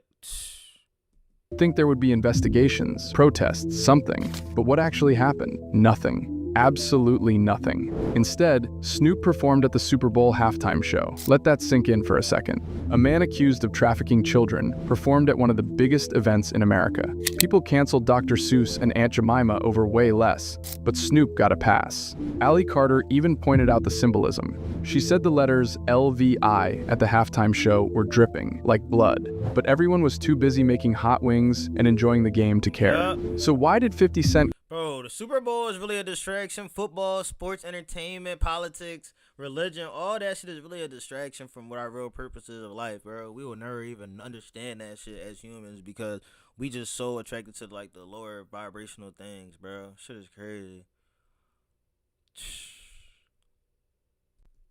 Cent cut Snoop from the documentary because Snoop is too connected. He's too protected. If 50 tried to expose Snoop, the documentary would never get distributed. Some people in hip-hop are untouchable, and Snoop is one of them. Next up, Kevin Hart. Now, Kevin's situation is... Oh my god, yo, Kevin Hart, I forgot, yo, he's another one that definitely can't get put on that documentary because people gonna go to bat for that shit. Interesting, because he's been pretty vocal about the Diddy situation, but in a very careful way. Kevin used to attend Sean Combs' famous Puffy flavor camps. If you don't know what those were, just know they were wild. Kevin was in the inner circle... Hold on. Is any of y'all in the chat going to Puffy flavor camp? Are y'all gonna go there? Puffy flavor camp. What where you going to get badges and shit? Distraction, yup, distraction for sure. It's a destination for the government. It gets crazy shit done. All the hate on the whites is crazy work. It's our own fucking us. Definitely sports. Remember Snoop was one bugging Suge and Tupac to be cool with Diddy during the beef back in the day. That's why they cut him off. Yeah, definitely. Definitely, man. This shit is crazy because think about it. If 50 Cent really want to be truthful, these are the people that he's going to put in it, man. About the Diddy situation, but in a very careful way. Kevin used to attend Sean Combs' famous Puffy flavor camps. If you don't know what those were, just know they were wild. Kevin was in the inner circle during those days. There's even... People need to know how this all travels back to Clive Davis. Yup, Genevieve, that's why we got it. That's why we did what we did. Like, when I do videos like this, I go back and I really go back and I get into this shit. Like, I take this part out, take this part out, I do this, I do that. You know what I'm saying? And then we just break it down, and then we check out other people's videos, and they video, like, oh, I'm about to put this link in there as well, because this is another good video. Fucking dope. If you guys want to check out the original video, show them some love. All right, I see this shit's lagging a little.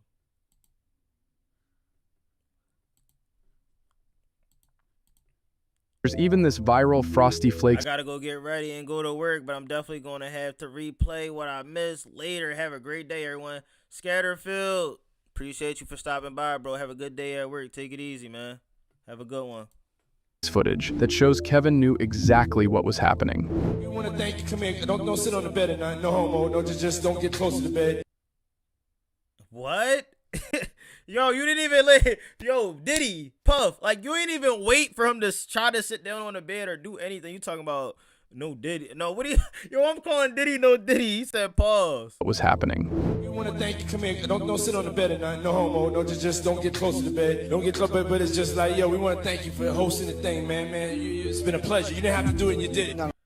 In his bedroom? Where is this at? This shit is crazy. Like, where is he? Kevin and Ashton, as was Fox, were always were Diddy, and you notice they were never touched until Fox more recently. Fox was Diddy's first photographer and kept up throughout his career. Wow, I never knew that. Del Grady, peace out, man. Have a good one. He can't touch Snoop because of Dre, and he can't get pissed off Dre cause M is his dog. Fuck, you're right. That's why he left Snoop out. But if Snoop had zero connection to M50 would have got him. Wow. Didn't even see that coming.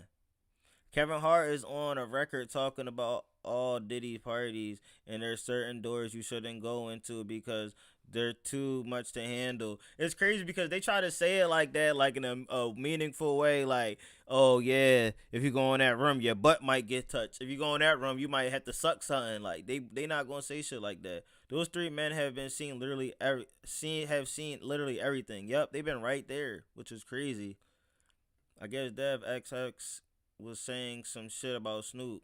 No, I definitely didn't have to do it. I definitely didn't have to. First and foremost, I'm not getting in the bed. Shout out. And then he gonna say that. First off, I'm not getting in the bed. Like, you ain't have to say that, Kev. I didn't have to do it. I definitely didn't have to. First and foremost, I'm not getting in the bed. Shout out to him and what he did. I'm just gonna, if we can, let's just put the camera a little this way, just so we're not. I don't want my shot to even I don't want it to come close to the bed at all. Kev, come on, man. Damn, y'all be making Philly look bad. You and Meek Mill, y'all be making Philly look gay as fuck. Shit. I should look like he fresh off a goddamn plane. I should. Fresh off the guard stage. That's my brother right here from day one. We used to wake up and, damn, pause, but like, that's how. To leave the party before 1 is crazy. The baby oil had GHB in it. Yep, I heard about that. And what the fuck? Rub that shit into your pores, you'll be fucked. Diddy pretend to get drunk at his own parties. Yeah, and he probably never touched it at all, which is crazy. That shit is sad, bro. Lil Wayne bluntly warned people with Diddy sitting right next to him. Cat is the other one trying to warn people. Genevieve, for real. In my opinion, I think 50 had a ridiculous set price for anyone who didn't want to be in the documentary, and whoever had it like that paid the price to keep their name and image out of the documentary. That's fire. I ain't gonna lie. He probably did. Paid them off some good money. He's like, yo, here, this is what you could pay. You pay this, you in there. We'll keep it out of there. Of course, we got you. Say no more. Yo, time 18 and 88. Hey, what's going on? Chill, rock, and chat. Family, respect, blessings, stay consistent and healthy. You too, my brother, especially during these times. It's really cold. I don't know where you at in the world right now, but I know it's cold as a fuck over here on the East Coast. Freezing. Remember, 50 is a businessman before anything.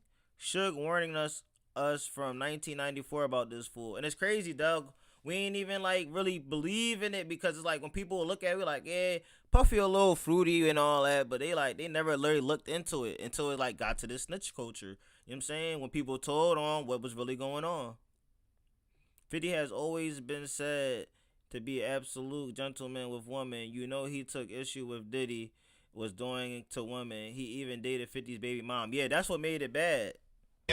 Back in the days when he was like 10 and I was a little bit older, his older brother, we used to fight over the Frosted Flakes. You know what I'm saying? Before pause was invented. You know what I'm saying? But it's my brother for real. Before pause was invented? Off of the Frosted Flakes. The Frosted Flakes box, right? Yo, what? Bro. And that's where that clip came from where he was... That's where that clip came from where he was sweating and shit. He used to always get up early. Now he's one of the richest stars. Metastep, I'm also on I'm doing live on Vertical too.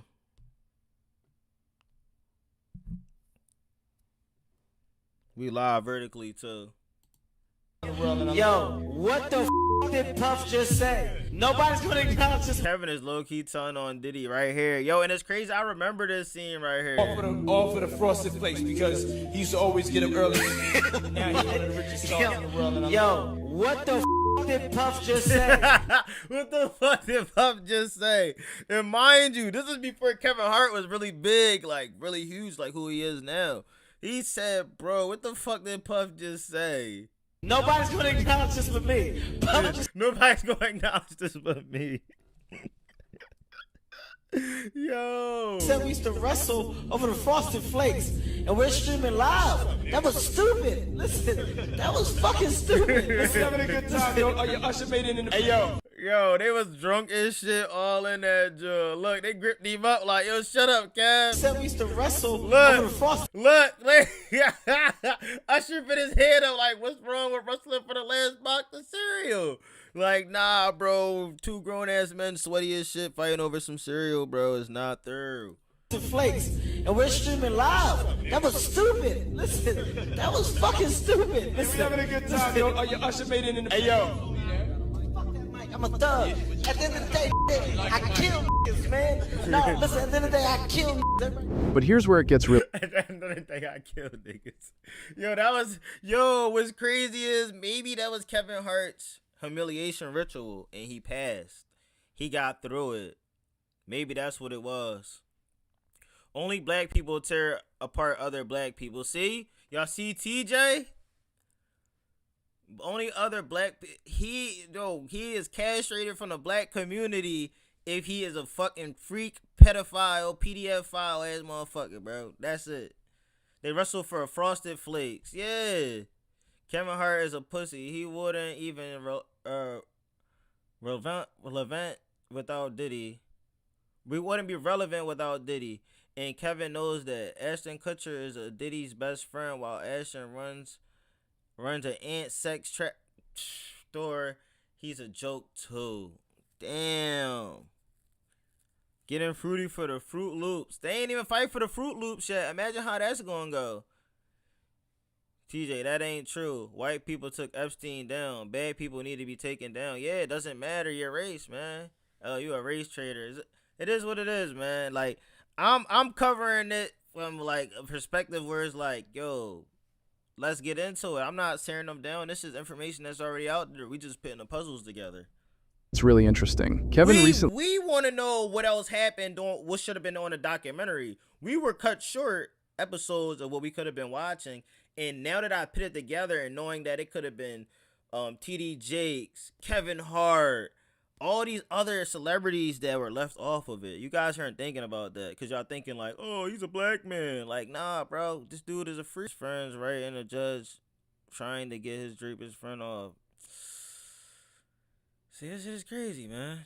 Recently hosted the BET Awards, and he made some jokes about Diddy that revealed way more than people realized. Oh my God. For somebody to invite him in. Hey, don't do it. Okay? We all saw the movie Sinners. Don't let his here. So he can bite somebody. So he can bite Playboy Cardi again. Okay? So he can bite Playboy Cardi again is crazy. So brought him over the funeral of the group shit. That's true, but his own handlers, Moss, released this shit and then killed him. What the fuck? Diddy is a Jankstalicious from Boondocks. OG Rich, what's up? Welcome to the stream. Appreciate you for subscribing to the channel. I don't know what the fuck is wrong with the alerts. Kevin was trolling Diddy right in front of him on live because it was so funny that people didn't think that it would be real. But then when you go now in the future, you look at it like, yo, this is scary because he's told this shit in plain sight and people had no choice but to believe it. Hey.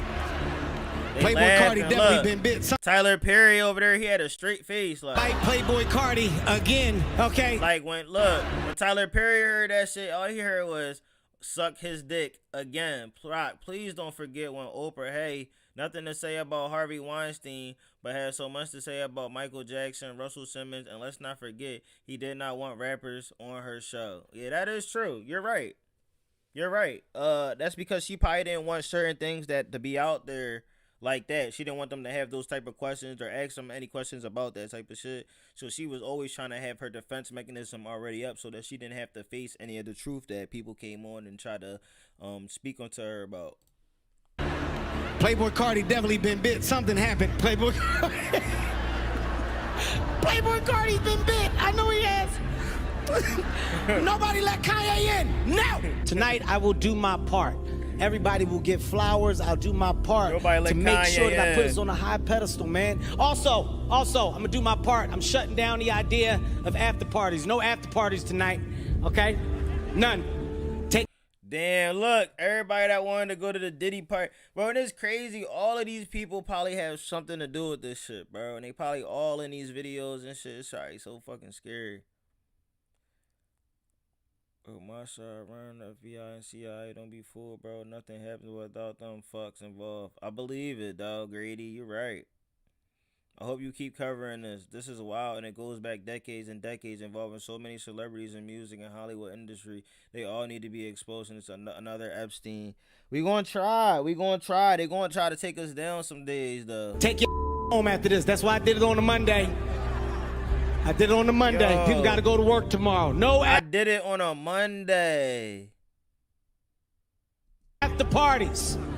That's where gets slippery at them after parties. It gets slippery at them after parties. I heard Diddy is teaching masterclass booty bandit classes in prison. He's currently working on a book titled, damn, the chat just moved fast as shit, titled The Art of Stealing Cheeks. Chill, this is crazy. Isolation, what's up? Chill Rock, us people has problems, kid. I mean, it happens, right? Everybody has their group of people that has problems, you mean? And we can't control everybody. We can only control ourselves and how we move, you know what I'm saying? That's it. Diddy's favorite movie was Scarface. He really internalized that shit, bro, and being taken down just like Scarface did. Parties. It's that time of year again. The rosters are set. The trash talking has begun. And you're telling me your beer... Okay? We're learning a lot about people, ain't we? We're learning a lot. God is good all the time.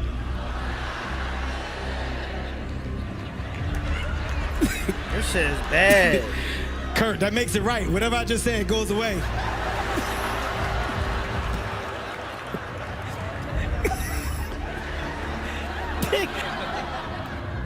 Funny. Nah, he trolled. Kevin joked about after parties and said, that's where shit gets slippery. He said, we learning a lot about people, ain't we? Then he added, God is good all the time. Now on the surface, that sounds like regular Kevin Hart comedy. But if you listen closely, Kevin was sending a message. He specifically said, no after parties tonight, and scheduled the show on a Monday, so people would have to go to work the next day.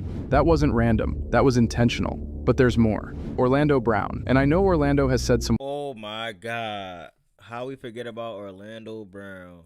That is crazy. Rock, Oprah is a snake. Let's not forget what she said about Monique. Monique did not want her family on her show. She bring them on there anyway after she won the Oscars. You gotta watch that episode. I'm gonna check it out. You see how this was a known secret, so much so they could refer to those crimes publicly but presenting as jokes. Yup, they got to. That's they gotta do. They gotta put it in plain sight. Think about how the victims felt hearing all the celebrities joke about their trauma. Yeah, that shit is crazy. Bullshit. Yeah, facts. Isolation. Oh, well, he got everyone saying all the time God is good. Yeah, and they really talking about They're talking about fucking some Diddy. wild things. But Orlando claimed Kevin Hart took $50 million to unvirgin his hole. I remember this shit, bro. Do y'all remember that? I had videos back when I was covering stuff like that with the whole situation. Hart took $50 million to unvirgin his hole. Can you explain a little bit? No, I just told you. Now, whether you believe that or not, here's what we know for sure. Kevin knows too much about the industry's dark side. Right. He was there. He saw things. He participated in things. But he's too successful now to be dragged into this mess. 50 Cent removed Kevin from the documentary to protect him. Because protecting Kevin means protecting the entire comedy industry. And 50 wasn't about to— Didn't I say that? It all goes back to comedy. It goes back into sports. Goes back into the acting, Hollywood, all that shit, bruh. Like, motherfuckers be forgetting that shit, yo. No, Diddy, no. That's the only way to stop Diddy is tell Diddy no. You gotta leave the parties at 1. Shit is crazy. Diddy is more evil, sick, nefarious than R. Kelly. Yet he only got a few years. That just goes to show how much more power the money he has. Yeah, because now that R. Kelly didn't have any money, he didn't hold any more weight. His name didn't matter to anybody anymore. You know what I'm saying? And it's sad because we all sit here and we see the way that it's happening, but people will say, hey, you will tear a black man down, but everybody forgot about R. Kelly and nobody gives a fuck. When Bill Cosby was going down, nobody gave a fuck, but when it's one of the biggest, freakiest, nasty motherfuckers that do some weird shit in the world, everybody want to play the role like they don't see what's going on. That shit crazy. That shit go deep. No Diddy, no, you gotta say no Diddy on that. Chill Rock, do you want my autograph? Yeah, man. Yeah, write your autograph, man. The Zionists, who later became Hamas, either way are all evil and corrupt fucks. Literally. The CIA was called the OSS before they became the CIA. But yes, Moss was created around the same time OSS was changed into the CIA. Wow. This is crazy. To open that can of worms. All right, let's talk about Big Six in the motherfucking building. Big 612, what's going on, man? What's going on, gang? Salute my guy. How you doing, gang? Hope all is well with you. Hope we having a good one. Mace. This one is probably the most frustrating. Big Six, I know you ain't one of free Diddy boys. Because Mace was literally one of Diddy's closest people during the Bad Boy. Probably the most. Wasn't about to open that can of. Forgot about Mace. Worms. All right, let's talk about Mace. This one is probably the most frustrating because Mace was literally one of Diddy's closest people during the Bad Boy Records era. Mace was at the center of everything. The parties, the business deals, the music, all of it. If anyone knows where the bodies are buried, it's Mace. But here's the problem. Mace is silent, like suspiciously silent. It took Mace 10 years to get out of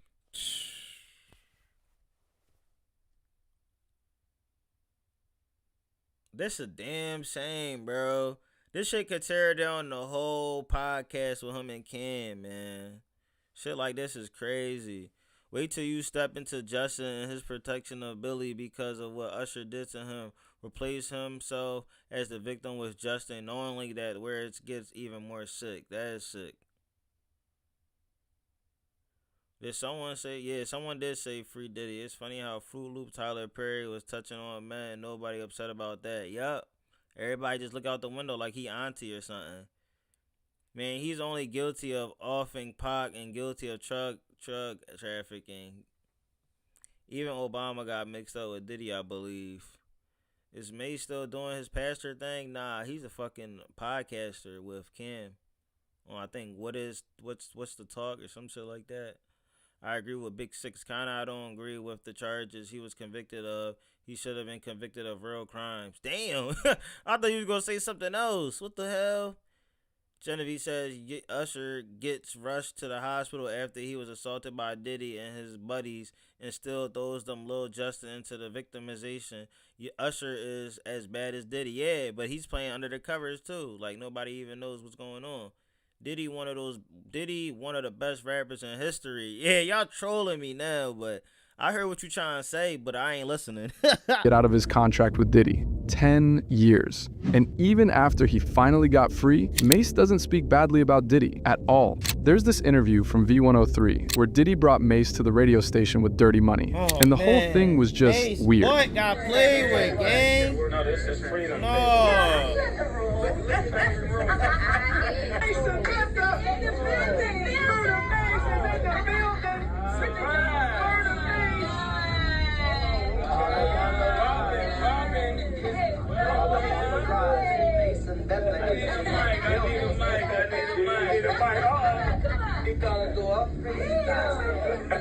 What's up, Mace? Good morning, everybody. Good morning, Mace. Isn't Diddy one that had the butler with him all the time? Whatever happened to that dude? Bet he got the shit ton of dirt on him. He probably do. He probably out the way, trying not to let nobody know. Now I'm a true fan. I appreciate that isolation. Bro, I know somebody that was there at trial, and when they free him from there, he's being shipped to CA for Pac's unaliving. That is wild. Get out of here, Big Six. What the fuck? Robin is back in the building. What up, Batman? What up, Mace? How you doing, boy? Better than I look. What's up, Mace? How you been, man? I'm I'm chilling, man. All my cars still work. Hollywood Hey, yo, I'm is a dying. place. He said all my cars still work. Just the puff doing good stuff, you know? Hey, every once in a while, you got to do something good. Diddy said on air, Mace is free to work and he can do whatever he wants now. But the way Mace reacted, nervous, surprised, overly grateful, it showed he's still controlled somehow. Mace literally said, "It took me 10 years to get this paperwork right here." He was shocked that Diddy actually gave him his publishing rights back. He even joked, "I used to Puff doing good stuff." Think about that. A man who worked with Diddy for decades was shocked that Diddy did something good. That tells you everything you need to know. So why did 50 remove Mace from the documentary? Because Mace is either too scared to speak. IDB in this bit, what up? What up, gang? I ain't never seen you in here before. You said that shit like I knew who you was. You came in this joint like you been in here every fucking day since I started going live. Unblock my account, don't follow this sheet. What the fuck? What the hell is wrong with you, Isolation? Isolation started acting a fucking fool. Big Six, can you handle that for me, gang? I don't know what the fuck is wrong with him. He just went from saying I became a fan to, I don't know. They were drugged and unknowingly and not wanting to be. So it wasn't consensual. You have a dinosaur thinking of what sex trafficking is. Who? Cassie was arrested for perjury because she couldn't produce video evidence and she told the feds. Because he probably hid that shit. Keep it a bean. Mace was signed to G Unit. Or he's still being influenced by Diddy somehow. His silence is suspicious. He knows everything, but says nothing. Including Mace in the doc would have opened up questions about why he won't speak up. It would have made people wonder what Diddy still has on him. So 50 decided it was better to just leave him out completely. Now we gotta talk about Meek Mill. And I'm gonna be honest, this one is messy. Meek has been around Diddy and the industry elite for years. Didn't we say Meek was left off of this? That is crazy. We definitely, I don't even know why I'm about to roll up a whole nother joint. Like I don't got it in front of me. Meek on There have been whispers about Meek for a long time, but nothing concrete until recently. Orlando Brown, yeah, him again, said something that got people talking. He said, "You can't unreceive what your butthole received." Oh my God. No, you can't undo what your butthole received is nasty work.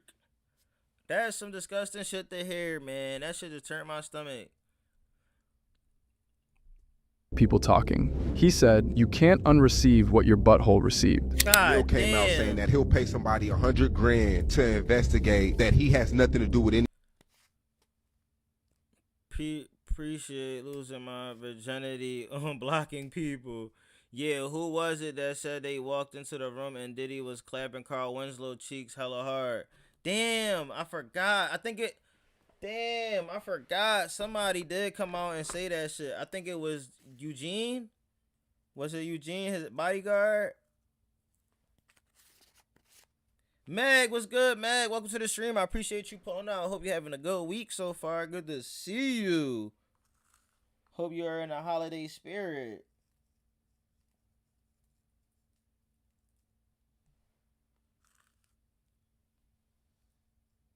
Good look, Big Six. I think that was him again. Dude makes a whole bunch of fucking accounts. It comes back in to talk shit. But I'm like, why the fuck does he even come in here just to talk shit about church? Like, I think he's one of those, like, he's a church writer. But it's like, we're not even on a topic about church and he's still here.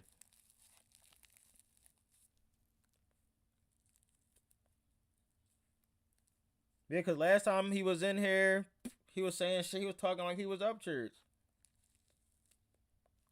He's like, you guys are the ones talking about me. I'm like, what the fuck? Nobody's talking about you. If anybody talking about you, talking about church. You're like, oops, did I tell on myself? Like, probably. You probably did, nigga. The fuck? We're not even talking about church, bro. So y'all are the proof that's in here to see that we had over 60 people watching, and there was still people popping in here to watch. That's Creek Squad. With anything with Diddy. You can't take back what your butthole received. Ah! Now that sounds crazy, I know, but Orlando has been calling people out for years, and sometimes he ends up being right. Meek's name kept coming up in these conversations. Then things got even weirder. And What's good, Rage? Welcome to the stream, gang. Yeah, we gonna smoke one up for you for sure. Attention-seeking behavior, he's a troll or he tries to troll. Yeah, bad. Bad for him. That shit gonna get clank, clank, clank, clank, clank, back to back. He comes in. If he would have came in with the isolation page, like I played the role, like I didn't know it was him. I was trolling him back, and I was just telling him isolation, and then he just went weird. an audio file allegedly featuring Meek Mill leaked online, and people claim the other voice in that audio was P. Diddy himself. Meek, real rap. You think? I remember watching this Jaguar Wright video. Her name is like a fucking tongue twister. That audio that they put out was real. Yeah, that was Nicki put that out to here. Is Meek Mill still hot? Ken Wood, are you serious? He got some bangers out there where he dropped some bangers, but it's like we can never forget that video where he was in a pool and he said, "You got it, daddy. Yeah, you got it, daddy." And he had his butt twerked up. I remember the time when he was in the pool with the fries and shit. Like, it's so much, bro. It's crazy. The only thing I seen was Meek Mill's in a pool video. Yup. A slew of others should be charged. Absolutely agree with you. The dude wasn't going to admit he raped Cassie, and by saying anything else, he would be admitting to raping the woman. Yeah, exactly. He didn't want that on him. How many emails does this dude have? Probably a lot. You can't cherry pick what I said either. I said he should be charged for the real crimes, not the flying out of gigolo. I love Meek. Meek is fire. We got a couple good songs. But it's like you can't forget the things that they did to get in these positions, you know what I'm saying? And they always try to tell you, like, I'm a boss, I'm this, I'm that, I did this from the bottom, I did this to that. But it's like, man, we don't know how many times you gave that ass out, though. You know what I mean? That Nicki recorded that at the freak off. Nicki recorded it. Oh my God. I didn't know Nicki was the one that recorded it, though. This shit gets old real fast, bro. That's you again? Haha, Meg. Yeah, Meg. Yeah. She been waiting to drop that. Yo, why would he keep naming himself the same thing and then come in and then talk shit? You and Meek. She just wasn't gonna tell nobody it was Diddy. But now that Diddy out there, why not? Jaguar. I wonder if he left Dr. Dre out, he been Diddy. Yeah, he definitely left leaving him out. And these are all the people that he left out that should have been in it. Like, they should have been the main motherfuckers that come out in it. But, you know, Netflix was trying to protect their brand. They were trying to protect this brand. That's why Nicki Minaj broke up with Meek Mill after she found out that Diddy was fucking him. That's crazy shit. Yeah, Meek tried to make it seem like he left her and shit. Like, nah, Meek, we ain't dumb. Whole time you was getting your shit blown out. I used to pray for times like this. I used to run like this. I used to run like this. Shine like this. It don't matter time I spend. It's like, no. Jaguar Wright, who's been exposing industry secrets. I know you say we gotta stick together, but bro, how I'm making a Biddy look bad, bro? That's on him, bro. What you mean? This is the thing y'all gotta understand. You can't go around and try to make other people have this type of high mighty status for the Biddy, but he can't. He could be whatever he wanna do, and that shit's supposed to just be cool. Like, that's corny. For years, said she believed it was definitely Diddy in that audio. Wood, thank you for the clip 100. Was explicit and damaging. It spread all over social media, but got scrubbed from the internet pretty quickly. Yo, I wonder how many more he can make that fast, bro. That's crazy. So why did 50 Cent remove Meek from the documentary? Because that audio was never officially verified. Including it would have opened 50 up to major lawsuits. Meek is still active in the industry and has power. He has lawyers, he has money, he could have sued Netflix into the ground. 50 made a business decision. Better to avoid the legal mess than to include something that couldn't be proven 100%. Alright, now we get to Justin Bieber. And this one is different because Justin is a victim. He's not a perpetrator. Justin lived with Diddy as a young teenager. There are videos of Diddy saying he had custody of Justin for 48 hours. That's the type of shit that make you sick to your stomach and a heartbeat, bro. Michael Rubin type shit. Yeah, Michael Rubin for sure. And the white parties and all that. You mean? We can't forget about a lot of them that should have been on this, bro. But he kept a lot of people off.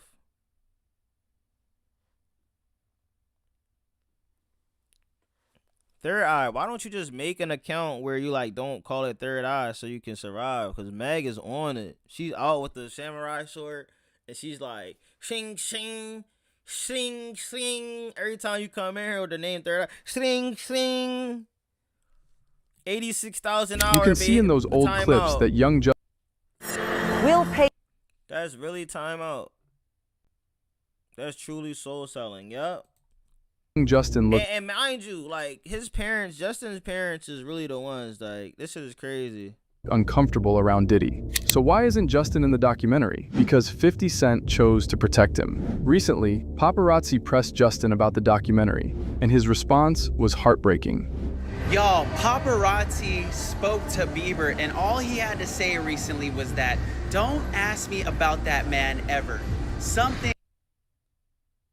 Instead of just saying, don't ask me about that man ever, that man really made him go through some real child shit, bro. That shit is really out of pocket. Third Eye will keep on you. We'll have your shit hacked. Alright, if he want to get his shit hacked, do y'all thing. That's on him. Genevieve says, what parent will allow this? And it was Justin and Usher just handed this to these monsters by their parents as minors. How are they not charged with child I don't know, man. It's sad, bro. It's like people do these things to get money. They give them money to do these things, bro. Believe it or not. His parents should have let him stay.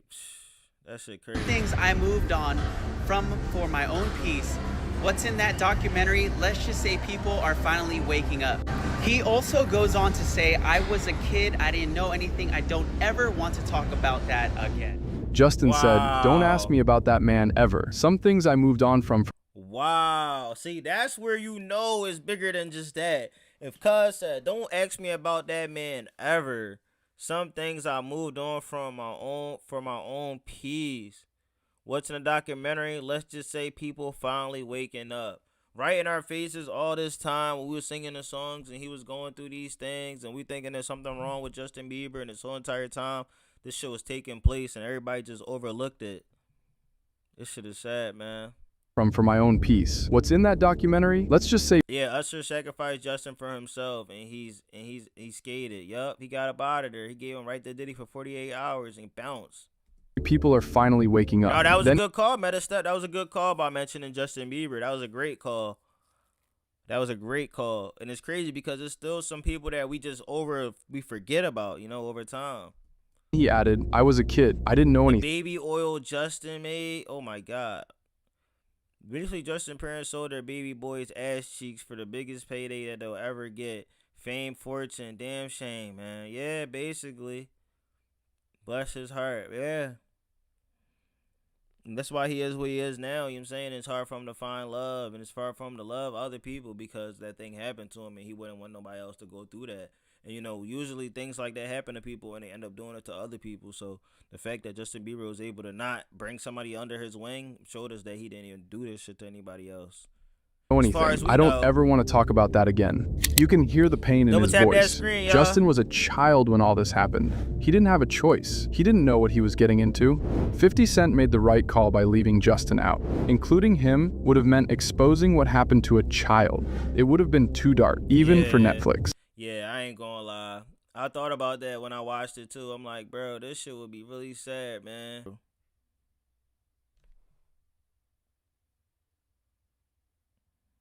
Oh, you got him again, Meg. I ain't even know it. I'm looking at him like, who the heck is Third Reach? Justin is trying to heal and move on with his life. He's married now. He has kids. He doesn't need the world rehashing his. Justin Bieber didn't even show up to trial. Why would he, bro? That bring back too much shit to him, man. That brings back too much to him. I'm sorry, chill. Talking to Diddy on signing you. I need money, bro. Yo, shout out to MK Daniel. What's up, gang? Welcome to the stream.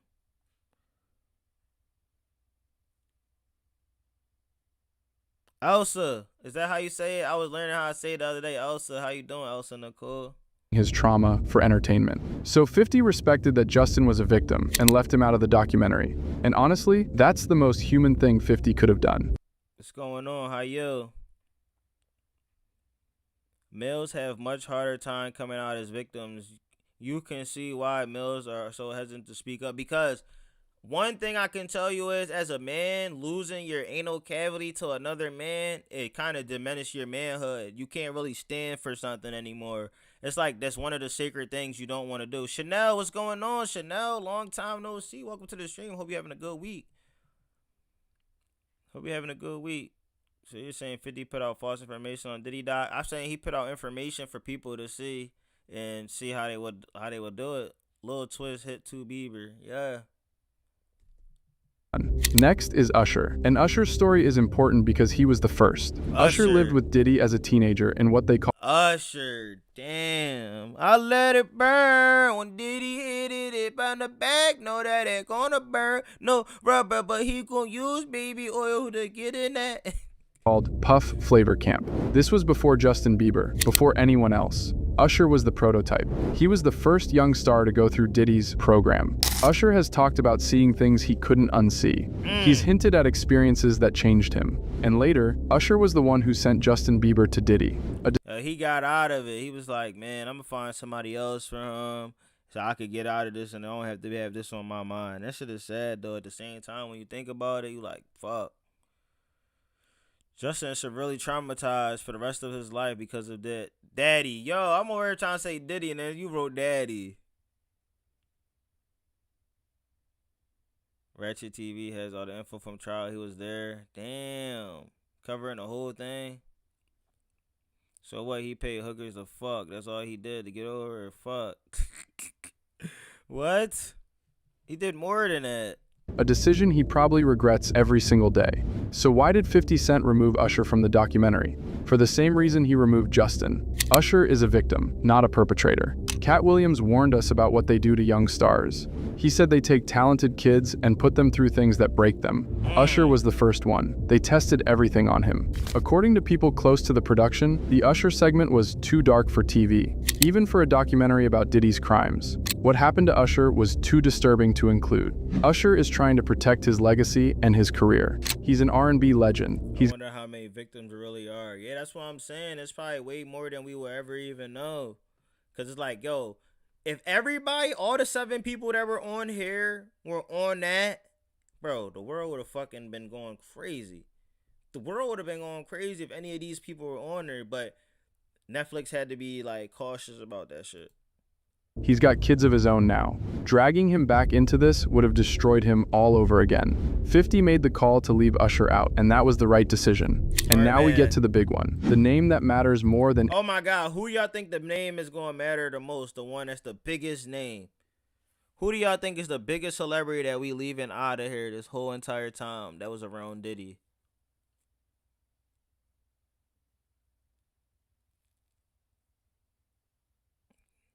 I wonder who. Oh, this sounds like Attack of the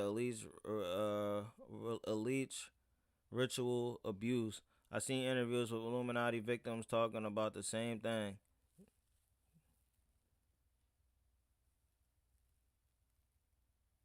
Tyler Perry, Biggie, Jay-Z, Jay-Z, that's another Jay-Z. I think it gotta be somebody that's alive, y'all. It gotta be somebody alive. Jay-Z. TD Jakes. They haven't mentioned TD Jakes yet. TD Jakes is mentioned in the beginning, but he didn't get into it. But TD Jakes could be one. I like Jay-Z. I like Tyler Perry. No, it can't be Tupac because he's already passed away. It gotta be somebody that's alive right now. We need to give more love to this channel. Don't be lazy. Give this man a like. This is how these situations get exposed and don't get repeated as much. Channels like this exposing the words. Genevieve, appreciate that. Beyonce. Ooh, Ken, I like that. Ken, that's a good one. Can't improve the mind fucking this guy complex and having narcissistic preparator grooming on the records of lead lawyers to get him to the best deal. You can't improve my fucking. Damn, y'all be going hard for Diddy. I ain't gonna lie. All right, let's see who it is. Than any other name on this list, Clive Davis. Oh, we already did this shit on Clyde Davis. Most people don't know who Clive Davis is, but if you know, you know. So think of it as like we did our first video we did was Clyde Davis. We went all the way back to Clive Davis shit. So okay, I like it. Clive Davis is the man above Diddy. I didn't expect He's the it. true gatekeeper of the music industry. Diddy doesn't move without Clive's approval. Diddy doesn't make a decision without checking with Clive first. Clive discovered and controlled Whitney Houston, Alicia Keys, and countless other massive stars. He's been in the industry for over 50 years. He knows everyone. He's connected to everyone. If Diddy threw wild parties, imagine what Clive's parties looked like. Diddy was just a worker. Clive was the boss. Damn, because when we always think about that, Clyde was really the boss of all of this shit, to be honest. I had a recording of Kid Cassie threatening someone who told her they have evidence of her being on a freak call. Not saying she deserves to beat her, but deserve to be beat. But yeah, it's true. We understand that, but you know. The real Martin, what's going on? Hello, people I had never met before, like ever. What's going on, Martin? Welcome to the stream, gang. If you think Meek Mill was hollering with Diddy in that leaked audio, you should have heard Usher. I believe it. Oprah and Jay-Z were probably the biggest names on mentioned. Cat Williams said it himself. He said, Diddy was just a worker. Who is the boss? Clive Davis. So why did 50 Cent remove Clive from the documentary? One word, fear. If you expose Clive Davis, the documentary doesn't get distributed. Netflix wouldn't air it. Streaming services wouldn't touch it. Networks would refuse to promote it. He's so stupid. How would he come in here and say that? Clive has more power than anyone realizes. He's connected to record labels, streaming platforms, media companies, everything. Going after Clive would have meant the end of the documentary before it even started. Damn. 50 Cent had to remove Clive's name because if he didn't, you wouldn't be watching this documentary right now. It would have been buried. And that's the most important omission on this entire list. Everyone focuses on Diddy, but Clive created the system that allowed Diddy to do what he did. Diddy learned everything from Clive. Taking down Diddy means nothing if Clive stays protected, and that's exactly what happened. So there you have it. Damn. The 7 names that 50 Cent removed from the Netflix. Damn, man. Shout out to them. That was a good video right there. I like that. Definitely. Yeah, J-Lo gotta know some shit. Definitely gotta know some shit. Anybody that dealt with him have to know some shit. They have to. They have to. No Cure, what's going on? This is the link right there again for that video. That was fire. The 7 names 50 Cent removed from the Diddy documentary. That should have been on there. Drop a like, comment, subscribe. If you guys want any more from this, drop in the comment section. Let me know what else we should check in on. I'm out. All right, next we got, okay, a little shirt. The Diddy. We got a little shirt. Dame Dash finally addressed 50 Cent was capping about Diddy documentary with Netflix. Home with Reckoning. Did you check it out? Yeah, I saw it. Okay, so we know that you were saying that it was not going to come out. Do you remember when 50 Oh, they got the flashback on his ass. They hit him with the flashback. 50 Cent was supposed to be putting out a documentary about Puff on Netflix? Yes. Where is it? I think it's still happening. Yeah, right. He's capping. How do you feel that it actually is out now? I honestly thought, based on like moral codes and like coming. He said based on moral codes and shit. So listen, that's like the other people that came in here like, oh, you turned down a black man, or he's doing this, you shouldn't do this to a black man. But he sat up here and really was acting like this. Y'all can't act like this after the person was already doing some shit, bro. You don't protect people like that. Jaguar, right? She was, I watched some of her stuff too. Y'all want me to check her out next time? Yeah, I got you. Feel that it actually is out there. I honestly thought, based on like No moral one was forced to come. Yes, they was. They was forced to bust codes and like coming from where like a street ethic. Yeah, we know Clive definitely untouchable. We know that for a fact. We know that for a fact. This his system. Honestly didn't think that he would ever do that. Why? He has done. Because it's just not my job to tell. I'm not a black man that's going to tear another black man down. This is the lie every black man tells themselves. I'm not a black man that's going to tear down another black man. I don't like it. When I hear shit like that, bro, that just turns me like, damn, bro, you really gonna use this like this black shit? Like, bro, we kill people. Black people kill each other all the time in the streets. Nobody care about that shit. But then when it comes to some weird shit like this, they be like, oh, black man don't tear another black man down. Now let them do that. How come nobody ever says that when it's white producers? Like TMZ did docs on Diddy, there was docs on Hulu. How come they weren't kicking? How come Peacock? How come they weren't kicking the person when they done? Why do we only say that when it's a black producer? Exactly. That's the only time I probably ever agreed with Charlemagne. That's crazy. That's probably the only time I ever agreed with Charlemagne. Chromos, don't matter what color they are. It's sad, boo. That's it. I'm grateful for many things, and talk-based therapy is one of them. Because Adam and I have been through... I don't know. We got Cameron reacting to 50 Cent documentary about Diddy graping Biggie until he worked up sore after funeral. I don't know how many people out there seeing this reckoning of a rare Charlemagne W take. That was very rare right there. Hollywood is evil. People have been saying that for years and years, but everyone just brushes it off as a joke. Yup. They do, bro. They're trying to say his assaults was sex escapes. I don't even know if I said that shit right.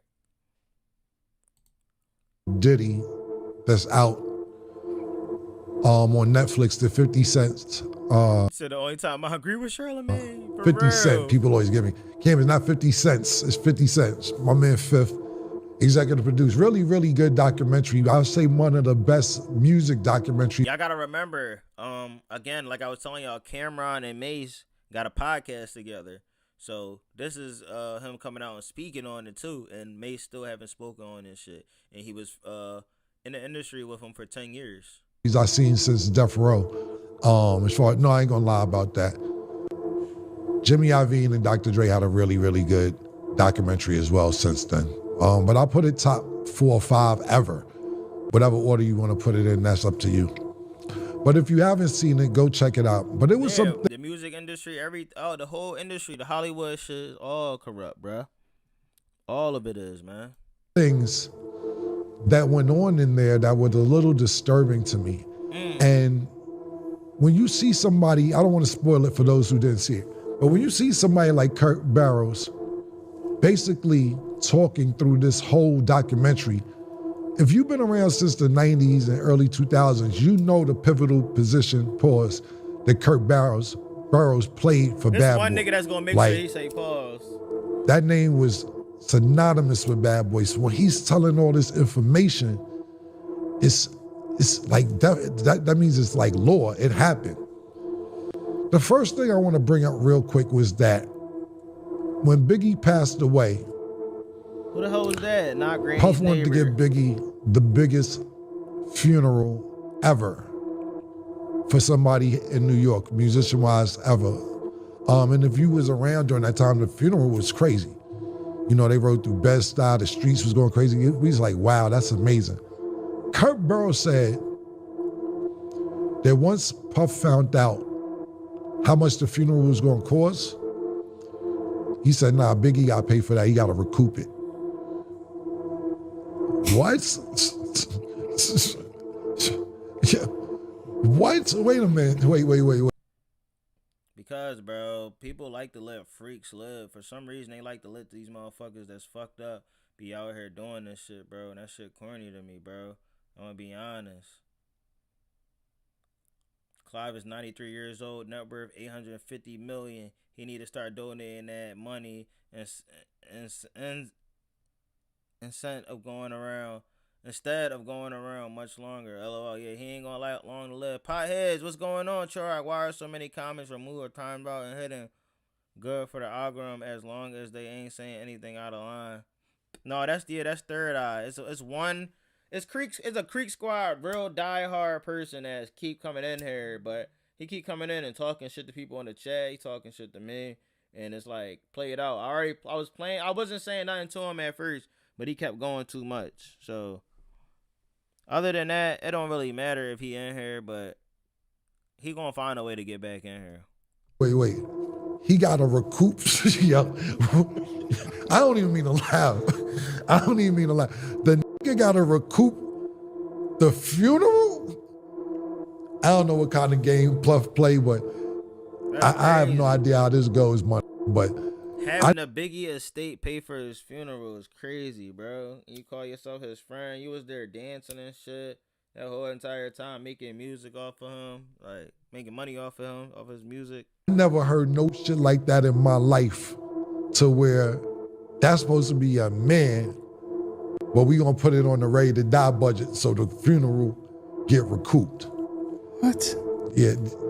See, y'all didn't see it yet. That was wild. That was one of the wildest parts of the documentary. And I was just sitting there. I actually couldn't believe what I heard to where I rewound it 3-4 times, because the nigga said, we gonna recoup it. Now the next thing, I'm not gonna give up the whole documentary. I just want to touch on a couple other things. That was the first thing I wanted to touch on. The second thing was, damn, imagine Mace was probably in that room, was like, yo, thank you, bro, for shit. Right, Lucky Charm City is an opportunist. Like I said, this is all from Kirk Burrow. You can make serious money.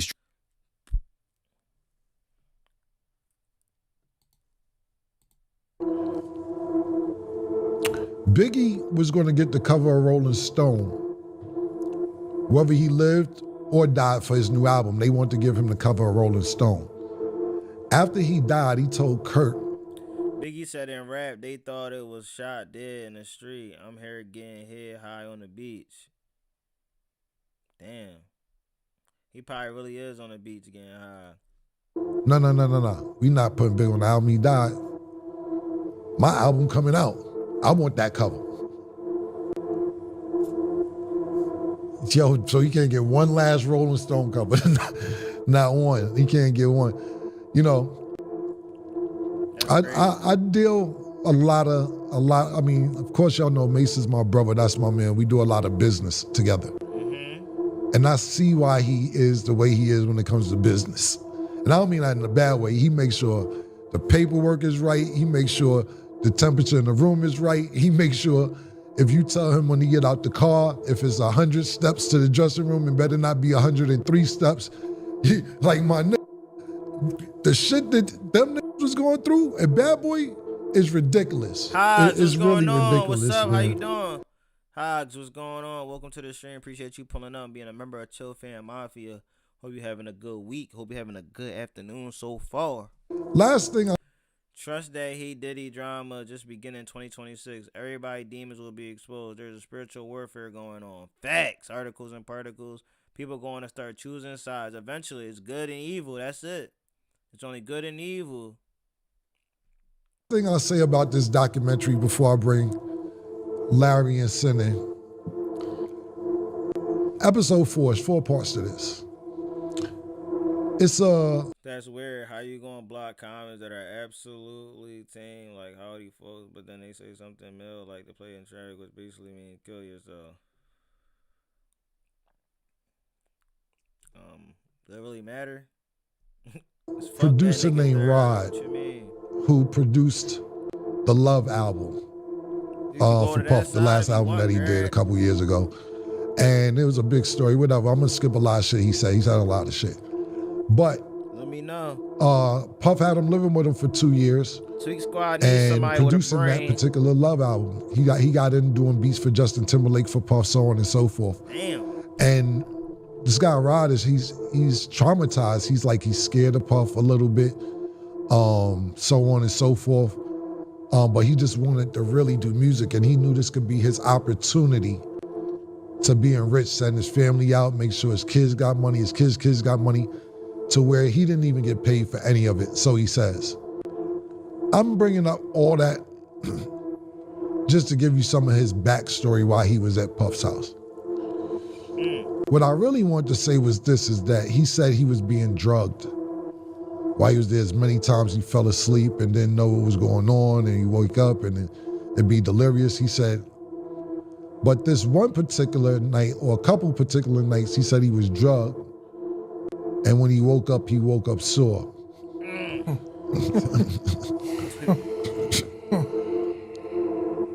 The fuck you mean you woke up sore, bro? You woke up sore and you stuck around? So you want to be a star? Yo, he say you want to be a star.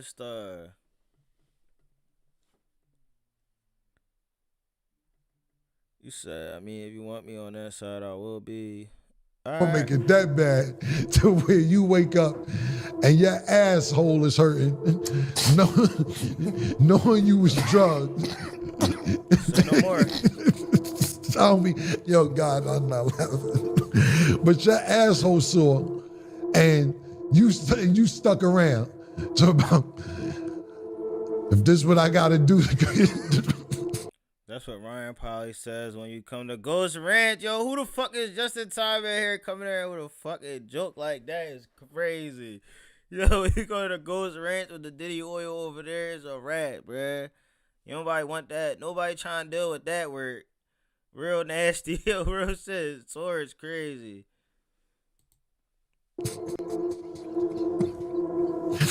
The fuck you mean you woke up sore and you stayed? And now you telling niggas about how you was drugged and woke up sore. And yo, if y'all don't know who the fuck Justin Time is, bro, he's an artist, he's a promoter. Make sure you guys go over there and check out his channel. Matter of fact, why are you not you should have been modding this, Oh, I see why. Your ass over here. He in the other chat.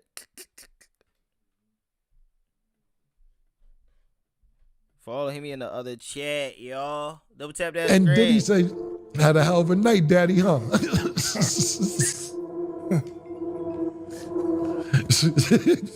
I'm not laughing at this. Wait. I remember when he said that the Fabulous and was it Jada Kiss on Drink Champs? Party, yeah. You got 49 people in here. Smash that like. Yo, Rod, I'm not laughing at your trauma or what you went through because it sounded real bad, except for that part. You should have, yo, listen.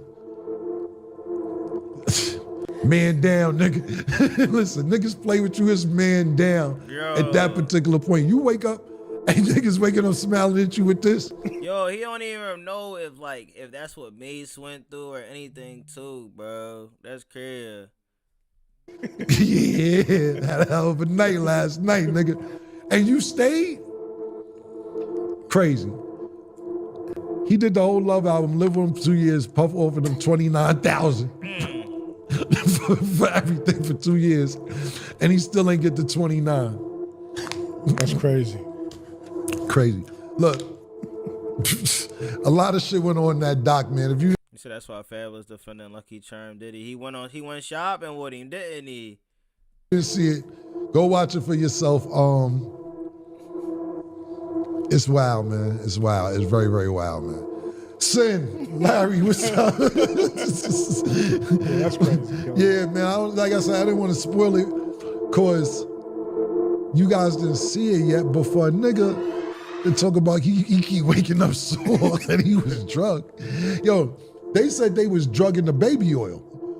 Like you talking about, yo. What kind of scientist you need to do some shit like that? Like, who thinks of that? GHB. I don't even know what the letters was that they said they drugged the shit with. And I'm like, GHB, yeah. That's what. Yeah, okay. It's That's oil. That's why Jada top 5. He wasn't going for none of that zesty shit. Nah, for real. Even more wild is he knew he was getting drugged and raped, but still stayed. being there, the producer, and that shit continued. That's wild. Nah, bro, it's that money that was there, bro. That money involved, a motherfucker gonna act like that. That's crazy. It's oil. It's like a, yeah. Yeah, the nigga say, yo, listen, man.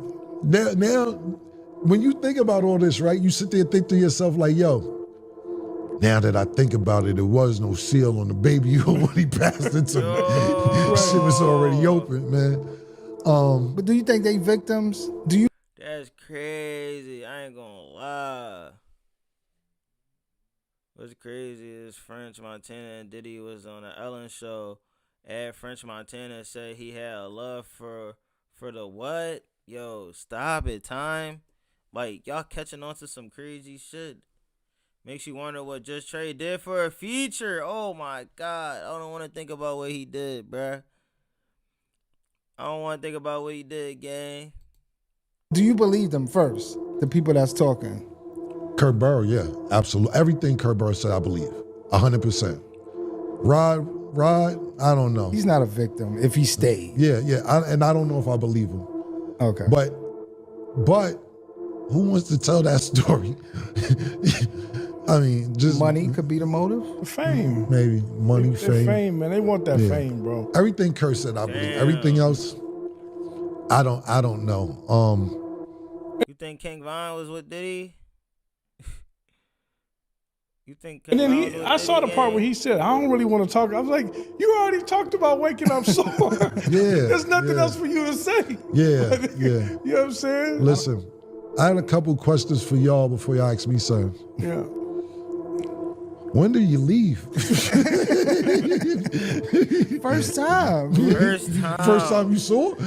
Yo, you wake up sore, you better go. If you wake up sore, if you feel your ass don't feel like it was when you was knocked out or before you went to sleep, then you should take your ass and get the fuck up out of there and ice your asshole, bro. You don't sit around there and be like, yeah, bro, I know it's part of the procedure. Like, nah. Go in there and take your anger out, aggression, and kill something, like you said, man down, and you gotta leave, bro. My sure, back. Always are talking Justin Trey taking him under his wing like that was worth it in the long run. Trust me.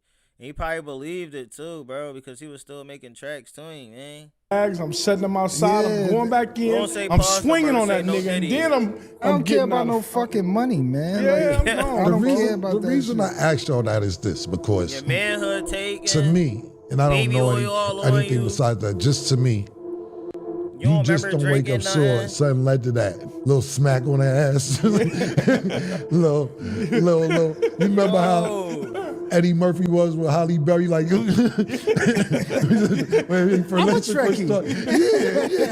Yeah, I'm a Trekkie. It wasn't just, yo, man, I'm diving in this nigga tonight, pause. It wasn't, because you know who to play with. You ain't gonna just do that day, but you know who to play with, man. I forgot So about that's why I'm asking you, testing the water. you see the signs, like, yo, you don't just be like, nah, fuck that. That nigga know what time it is tonight. Nah, bro. When you see that shit, bro, when you see the baby oil in somebody's hand, mid party, nah, bro, I'm out. You walking around. First it was cocktails all on the thing y'all was giving out. Now all of a sudden it's baby Johnson oil. The seal already cracked on the oil bottles. Shit already greasy on the sides and all that. And then y'all all putting it on yourself. Mid party. Oh hell no, bro. They said they ain't nothing like a Diddy party. I'm leaving, gang. Like what? They got dildos and all that shit all over, motherfucker. They replaced the seat covers with dildos and shit. Like, oh no, I'm cool. Courtney, what's up? Yeah. I'm not jacking that. See, if you don't believe in God, you that shit yellow on my screen. Do anything to get rich. You Shout sell out your Prophet butthole, Muscle. you sell your soul to the devil because you got no boundaries. That's why the Bible says if you're friend of the world, like the worldly stuff, partying, drinking, womanizing, you're the enemy of God. But once you follow God, you realize none of those things are significant. Only your connection to God and doing righteous things. The Bible says a man should not sleep with a man as with a woman. It says it in the Bible. It is an abomination. That's what the Bible says. So if you do follow the Bible, you have a blueprint of living a very peaceful, happy, and successful life, because the Bible teaches you that you can obtain things through discipline. The Bible despises people who are lazy. That's why I follow my slogan, discipline dictates your destiny. And that's why I never had sex like Jesus and kept my innocence, because I got tunnel vision. That's why I'm successful with God. 1.2 million subscribers, one of the biggest news channels. Follow me, I'm a prophet like Jesus. Moving a little funny. King Gus. Damn, that was a good video right there too. Cameron speaking on the situation. I guess you could say that was Cameron holding that down for him, honestly. That whole time, Cameron holding it down for Mace. Shout out, bro. You took what I said wrong way. It was nothing against you at all. No, bro, you good. It's not. I was just telling you, like, when all I seen was you said. You want to go to that side, you can. I wasn't gonna read the rest of what you said. That's all I read. You know what I'm saying? Oh, it is what it is. What's this? Another shirt? You good? Oh, you put that thing on the wall. So you see how we do it here. Why Diddy and Jay-Z getting excited over a room full of... Oh, my God. Oh, you put that thing on the wall. Oh, my God. So you see how we do it here on Saturday. He over here waving. We look back and smile. Oh, no, that's weird. This is what it's missing. So you see how we do it here on Saturday. This is what it's missing. Oh, no, that's weird. That was too weird. Don't just take...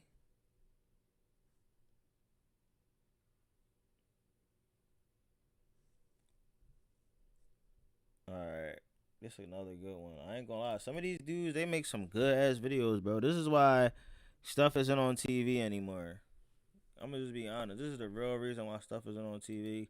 Because they make some good informational videos and shit. Yo, man, you already know what it is. And if you don't, pause the video right now. Smack shot your mind next video and smash that like button, man. Back with another video, man. Back with another banger, man. But this time we got 50 Cent leaks footage of Marlon Wayans getting real on a freak off. What the fuck? I didn't think it was gonna be. I didn't think the title was gonna be like that. What the fuck? And then we'll probably save the other two for another time. I'm gonna get ready to probably hit the gym or probably get some rest or some eat. I don't know. We was on since 11 this morning.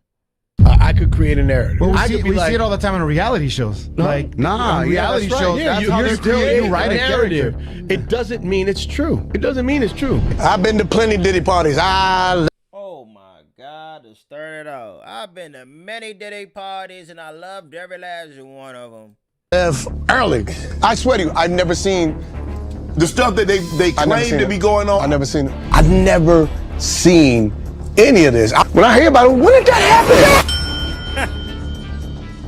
When did that happen? When you make it little shit like that? Bro, they deserve way more subscribers. 5,000? Dude, what the fuck? He put that shit in perspective.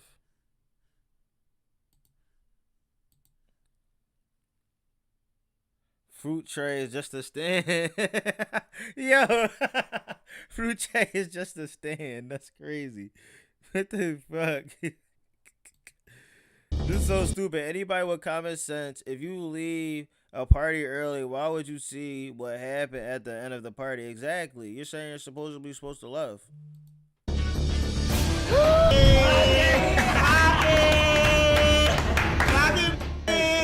So 50 Cent and Marlon Wayans just went from playful clowning to an all-out nuclear war. After Marlon publicly trashed The Reckoning and tried to clown 50 online, 50 hit back with the one thing nobody saw I ain't gonna lie, 50 hit on that joint was crazy. Coming. A freak-off footage straight from Diddy's vault. Footage that allegedly shows Marlon in a very compromising position. And according to... So that's crazy. Now when you think about it, what if he got single individual videos of all of them like that in that position? That's crazy. Insiders, 50 isn't bluffing. The moment he hinted at leaking those tapes, Marlon panicked, scrambling behind the scenes and threatening legal action to shut everything down. But the internet, they think Marlon just exposed himself. I'm here because I got dragged into this because somebody asked me a question and I had an opinion. It all started when Marlon decided to dismiss Fifth's new documentary, Sean Combs, The Reckoning, calling it biased and accusing Fifth of lying. Have you seen that the documentary, the 50 Cent? No, I haven't seen it yet. For Diddy? I haven't seen it. Oh man, everybody telling me you gotta see it. Yeah. I haven't seen it. Yeah, Part of me don't want to see it. You probably don't. Because it's all skewed. He also isn't a huge fan of watching someone getting kicked while they're on the ground. Marlon actually thinks Fifth's gonna get a good old taste of karma for making a mockery of Diddy's situation. Apparently, he feels like black men should not tear down other black men. So for me, I think, look, 50 and Puff have a long-term beef. It's personal. It's between. People are saying 50's wrong for doing it, but 50's right for doing it. It's divided. It's between him and Puff. And before it's between him and Puff, it's between both of them and God. Just the way Puff is down on his luck, and 50's kicking a man when he's down. If 50 ever luck turned up. You see, this is what I'm talking about. Black men defend. Like, if y'all going to hold people accountable, hold people accountable. Don't try to hold the person that's holding somebody else accountable. You're not even looking at him as like, yo, you know what? He said some real shit that's in there that we not even going to speak on. But, you know what I'm saying? It should be like that sometimes, though. Motherfuckers just trying to protect themselves. On 50, that you got to be careful what you put out. But 50 doesn't do karma. He clapped back instantly on IG with a picture of Marlon and his character from White Chicks, telling him to keep his name out of his mouth in the caption. Surprisingly, Marlon did the exact opposite. He clapped back by sharing a photo. Bro, this is crazy, bro. This is really his head, though. Like, they ain't try to make it smaller or nothing. 50 Cent got mad connections. So if somebody from Diddy can't reach out to him and told him that they had all Diddy's secret tapes and 50 cashed them out and brought all that shit, facts. That's his shit at that point. He could do what he want to do with it. That's it. Simple as that. Real spit, no cat. Photo of 50 on the movie poster for the film 12 Years a Slave, along with the caption, "Now let's think about this 50." And that's when Fifth brought out the big guns. He roasted Marlon with a clip of the comedian talking about attending Diddy parties, the same parties everyone knows weren't by. Just seeing this alone right here, bro, should have already told you, like, they was taking him down. Look how the eye contact on him like that. And then they probably like, yo, nobody will even know what we doing right now. You know what I'm saying? This Busta Rhymes, yo, this is crazy, gang. Look at this pic. Bible study. All white booty Diddy parties. Those aren't the type of parties that I go to. Don't frequent those type of parties. And even if I go, like I said, been doing Diddy parties for 15 years, and I must say 15 years, and I must say, never let me down, Puff. Ain't no party like a Diddy party. Good times, people. Damn, he defended that shit crazy. Let me down, Puff. Ain't no party like a Diddy party. Good times, people. I've never seen any of this. When I hear about it, when did that happen? Yo, this is a good clip. And well, that's when Marlon flipped the switch. He jumped online explaining that he wasn't defending Diddy at all. This was to protect the rest of his career, because I ain't gonna lie, he been doing a lot more than he been doing in a long time. So I can see that. Plenty of people have been to that man's parties over the years, but it's been stated by many people who attended those parties that they didn't stay for the freak shit. And that's true facts. Relaxation by Jason, that's real facts. This is my first time here. Excellent videos. Truth being exposed. Appreciate you, stopping by, Priest of Miami. Going on? So, I'm gonna make it abundant. Oh, we forgot about Ashton Kutcher. Oh yeah, he was involved in a lot of heavy parties. Supposedly he left the country once he did, he got locked up. Wow. Clear. I'm not here defending Diddy. I am here because I got dragged into this because somebody asked me a question. And I gave my opinion. He took out a page from Ja Rule's playbook and brought up Fifth's violent past to flip the narrative. For the record, I don't condone any abuse of women, period. He wrote, unlike some people who have a track. Oh, Marlon Wayans and Ja Rule teamed up. Crazy. They teamed up. Freaky old people stuff. Yeah, bro, freaky ass granny butts. They like, no, it's crazy. It's because the older ones, they want to freak on all the young kids, young dudes, not even young chicks. Like, crazy. They didn't stay for the freak shit, but they knew about it. Of course, because somebody probably gave them a heads up. Like, yo, You already know what's about to happen, right? But like, I'm already knowing. They just switched out the champagne bottles for baby oil bottles. Track record of domestic violence. I got 5 sisters and a mother I honor. I rep yes always. Don't let anyone create narratives. Marlon Lamont Wayans is an exceptional man. Good day, Curtis. And well, that's when Fifth got personal too. He posted a video of Marlon blowing a kiss with a pride flag on his face, along with the caption, "This punk blowing kisses to Diddy." Now Marlon didn't take that lying down. He took another page out of Ja Rule's book, posting an AI image. P. Diddy is nasty, but 50 can be too much at times. Why? Because it was just so broad and right there in people's face, like straight up. That happens sometimes.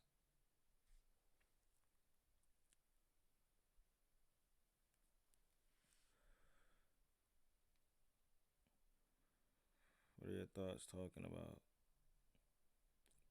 Ain't talking about this shit. Marlon, just for the record, bro. I think this was AI. Image of Diddy and Fifth together in a tub, along with the caption, Ja Rule's book, posting an AI image of Diddy and Fifth together in a tub, along with the caption, "Just for the record." Bro, let's correct the narratives, Curtis. Rub-a-dub-dub. Stop. And that right there was I don't respect somebody that's going to troll with AI, bro. You can't troll with your natural self, then that's not even it, bro. Forget race. Wrong is wrong. You will perish for protecting people doing wrong. Facts. Simple as that. That's why I keep trying to tell these fucking weirdos that come here like, oh, you're a black man, turn down a black man. You're no better than 50. Bitch, fuck you. Respect from Dutchess Country, upstate New York. Used to live in Mount Vernon, New York, where P. Diddy is from. So you know P. Diddy like really well. Like you was probably, I mean, you knew him before he became like this big person. Marlon's biggest mistake, because if there's one thing Fifth hates more than anything, it's being placed in the same category as Diddy. And so he hit back with another IG post, this time with the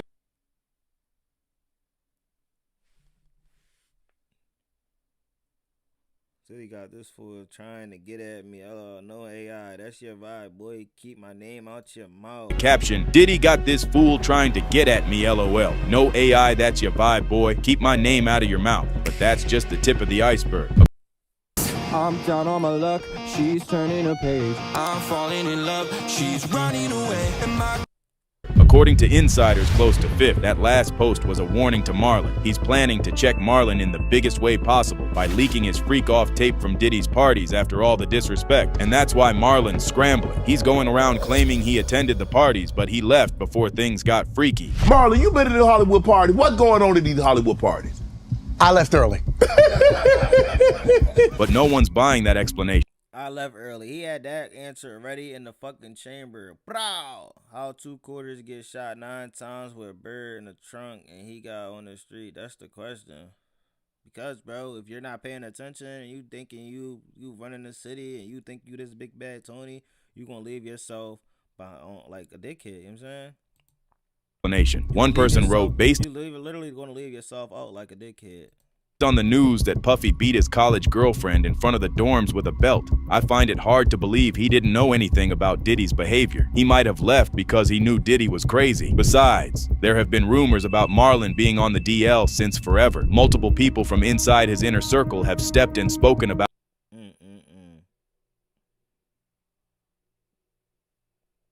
That's crazy. Same-sex encounters. About him getting into bed with other men. In fact, this one Twitter user found proof of Marlon being in a relationship with 4 different male partners between 1998 and 2023. One of Wayans' bodyguards even talked about arranging discreet hotel suites in Atlanta, Miami, and Las Vegas for male guests. And get this, Marlon used to specifically request for no female staff at the door. Then there's Marlon's behavior. No female staffs at the door.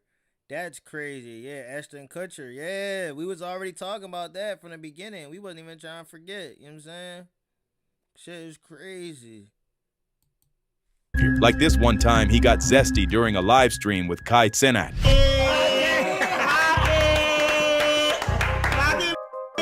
Not to mention, Marlon's always been supportive of the LGBTQ community. Yup, because his sister is a dyke. I mean, his daughter or some shit like that. If I'm not mistaken. Most people believe it's because of his trans son, but experts believe he's got other. Yeah, I believe Marlon should have stayed out of it too, but it's like at the same time, it's things that he probably didn't want out about himself too in this. This is another motherfucker. Like, this is the 8th person that we can actually say that was probably left out of it, and, you know, it might be a rap for him. Got other reasons. This one time, Marlon was asked if he's ever been with a man, and here's what he had to say. Yes. I just have to ask you, have you ever been with a man? No, I've never been with a man! You know what's funny is people always ask me, like, if I'm gay or Sean gay. I'm like, dude, let me tell you something.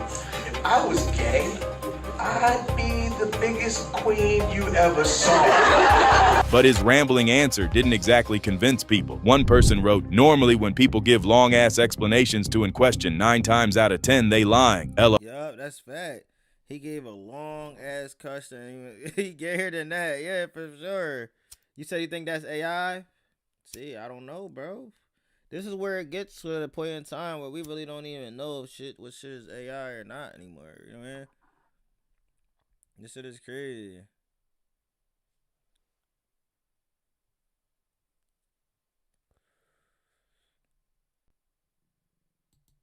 LOL. There was also the First he friends with May, we are, and the enemy is 2 quarters. Why you keep saying 2 quarters, bro? this blind item about a rapper being on the DL back in 2005. This unmarried rapper is more appreciated for his looks than his music. Considered a playboy to the public, he harbors a deep secret. He is bisexual. When he first got into the rap game, it was women only. Slowly but surely, he got turned out by fame, orgies, parties, a few drugs. Moderate success. He became experimental, then bi-curious, and now he is a down-low brother. He used to keep a tight grip on his business until recently. Rappers in the industry are warning their female friends, stay away from him. On the down-low circuit, he is known as a bottom. The down-low brothers have nicknamed him wide receiver. And what the fuck? Nicknamed him wide receiver? Does he catch them all? They nicknamed his butthole Odell Beckham? Back then, most people named it Randy Moss. People thought it was allegedly about Omar Epps and Marlon Wayans, which makes sense since the two have been suspended. Now you know. Now you fucking know. When they pull up the picture, that's what really catch your ass off guard. No Diddy. You literally catch your ass off guard. Look, bro, if any of my homies put their arm around me, bro, they not pinning, dude. We not pinning head to head, bro. We not going head to head, and I'm not holding your hand. I'm not holding your hand. You're not paying your temple to me, bro. You're not. You're just not. I'm sorry. I'd have been like, Marlon, like, yo, bro, like, all right, we got the arm around, like, the arm around, like, it's the arm around like this. It's not the arm around. That's my baby right here. And you hold the fingertips like, this is my girl, you know what I'm saying? Like, nah, bro, fuck that. Suspiciously close. Honestly, if Marlon did move like that, it would make a lot of sense why he would be at those Diddy freak-off parties. But here's the twist. Marlon's kept a tight lid on his DL activities over the years, and he's not about to let Fifth ruin it like that, which is why he's filing the lawsuit. But newsflash, fans are with Fifth on this one. Marlon Wayans arguing with 50 Cent over this Diddy documentary describes everything wrong with the black community. Kicking a man... Exactly. What is wrong with these people putting this shit out? What is wrong with people putting this shit out? We do not have to protect every black man. Fuck Diddy and Marlon. And if you down with Diddy, fuck you too. Why is that the narrative right now? That's a damn shame, bro. Cent over this Diddy documentary describes everything wrong with the black community. Kicking a man when he's down? SMH. Diddy is not down. We don't have to protect every black man. This time I don't feel bad for Marlon Wayans. He should have mind his business and never mention 50 Cent name or said anything about that documentary. Marlon Wayans made himself look suspect. Seems as though he agreed with what Diddy did. At the end of the day, 50 and Marlon's feud is way past jokes now. Marlon's scrambling, threatening lawsuits, and the internet thinks it's because he's hiding something. Meanwhile, 50 is calm, confident, and hinting he has tapes that could end everything for Marlon. And if those freak-off receipts actually exist, Marlon isn't fighting rumors. He's fighting exposure. The only question is, does he have a plan to stop the chaos for when Fifth finally pulls the trigger? We will never know for next time on the Diddy document. The Celeb Pop, that shit was dope. If you guys want any more of this on the content, you guys enjoying it, drop in the comments. Like, let me know what else you guys want me to check out. I'm about to get up out of here. Appreciate all you guys that pulled up. We got 76 people in the fucking chat. Wow, that's fucking crazy. Just smash that like button if you guys want more of this content. We'll probably come back on tomorrow. I'll see you guys in the next one. I'm out.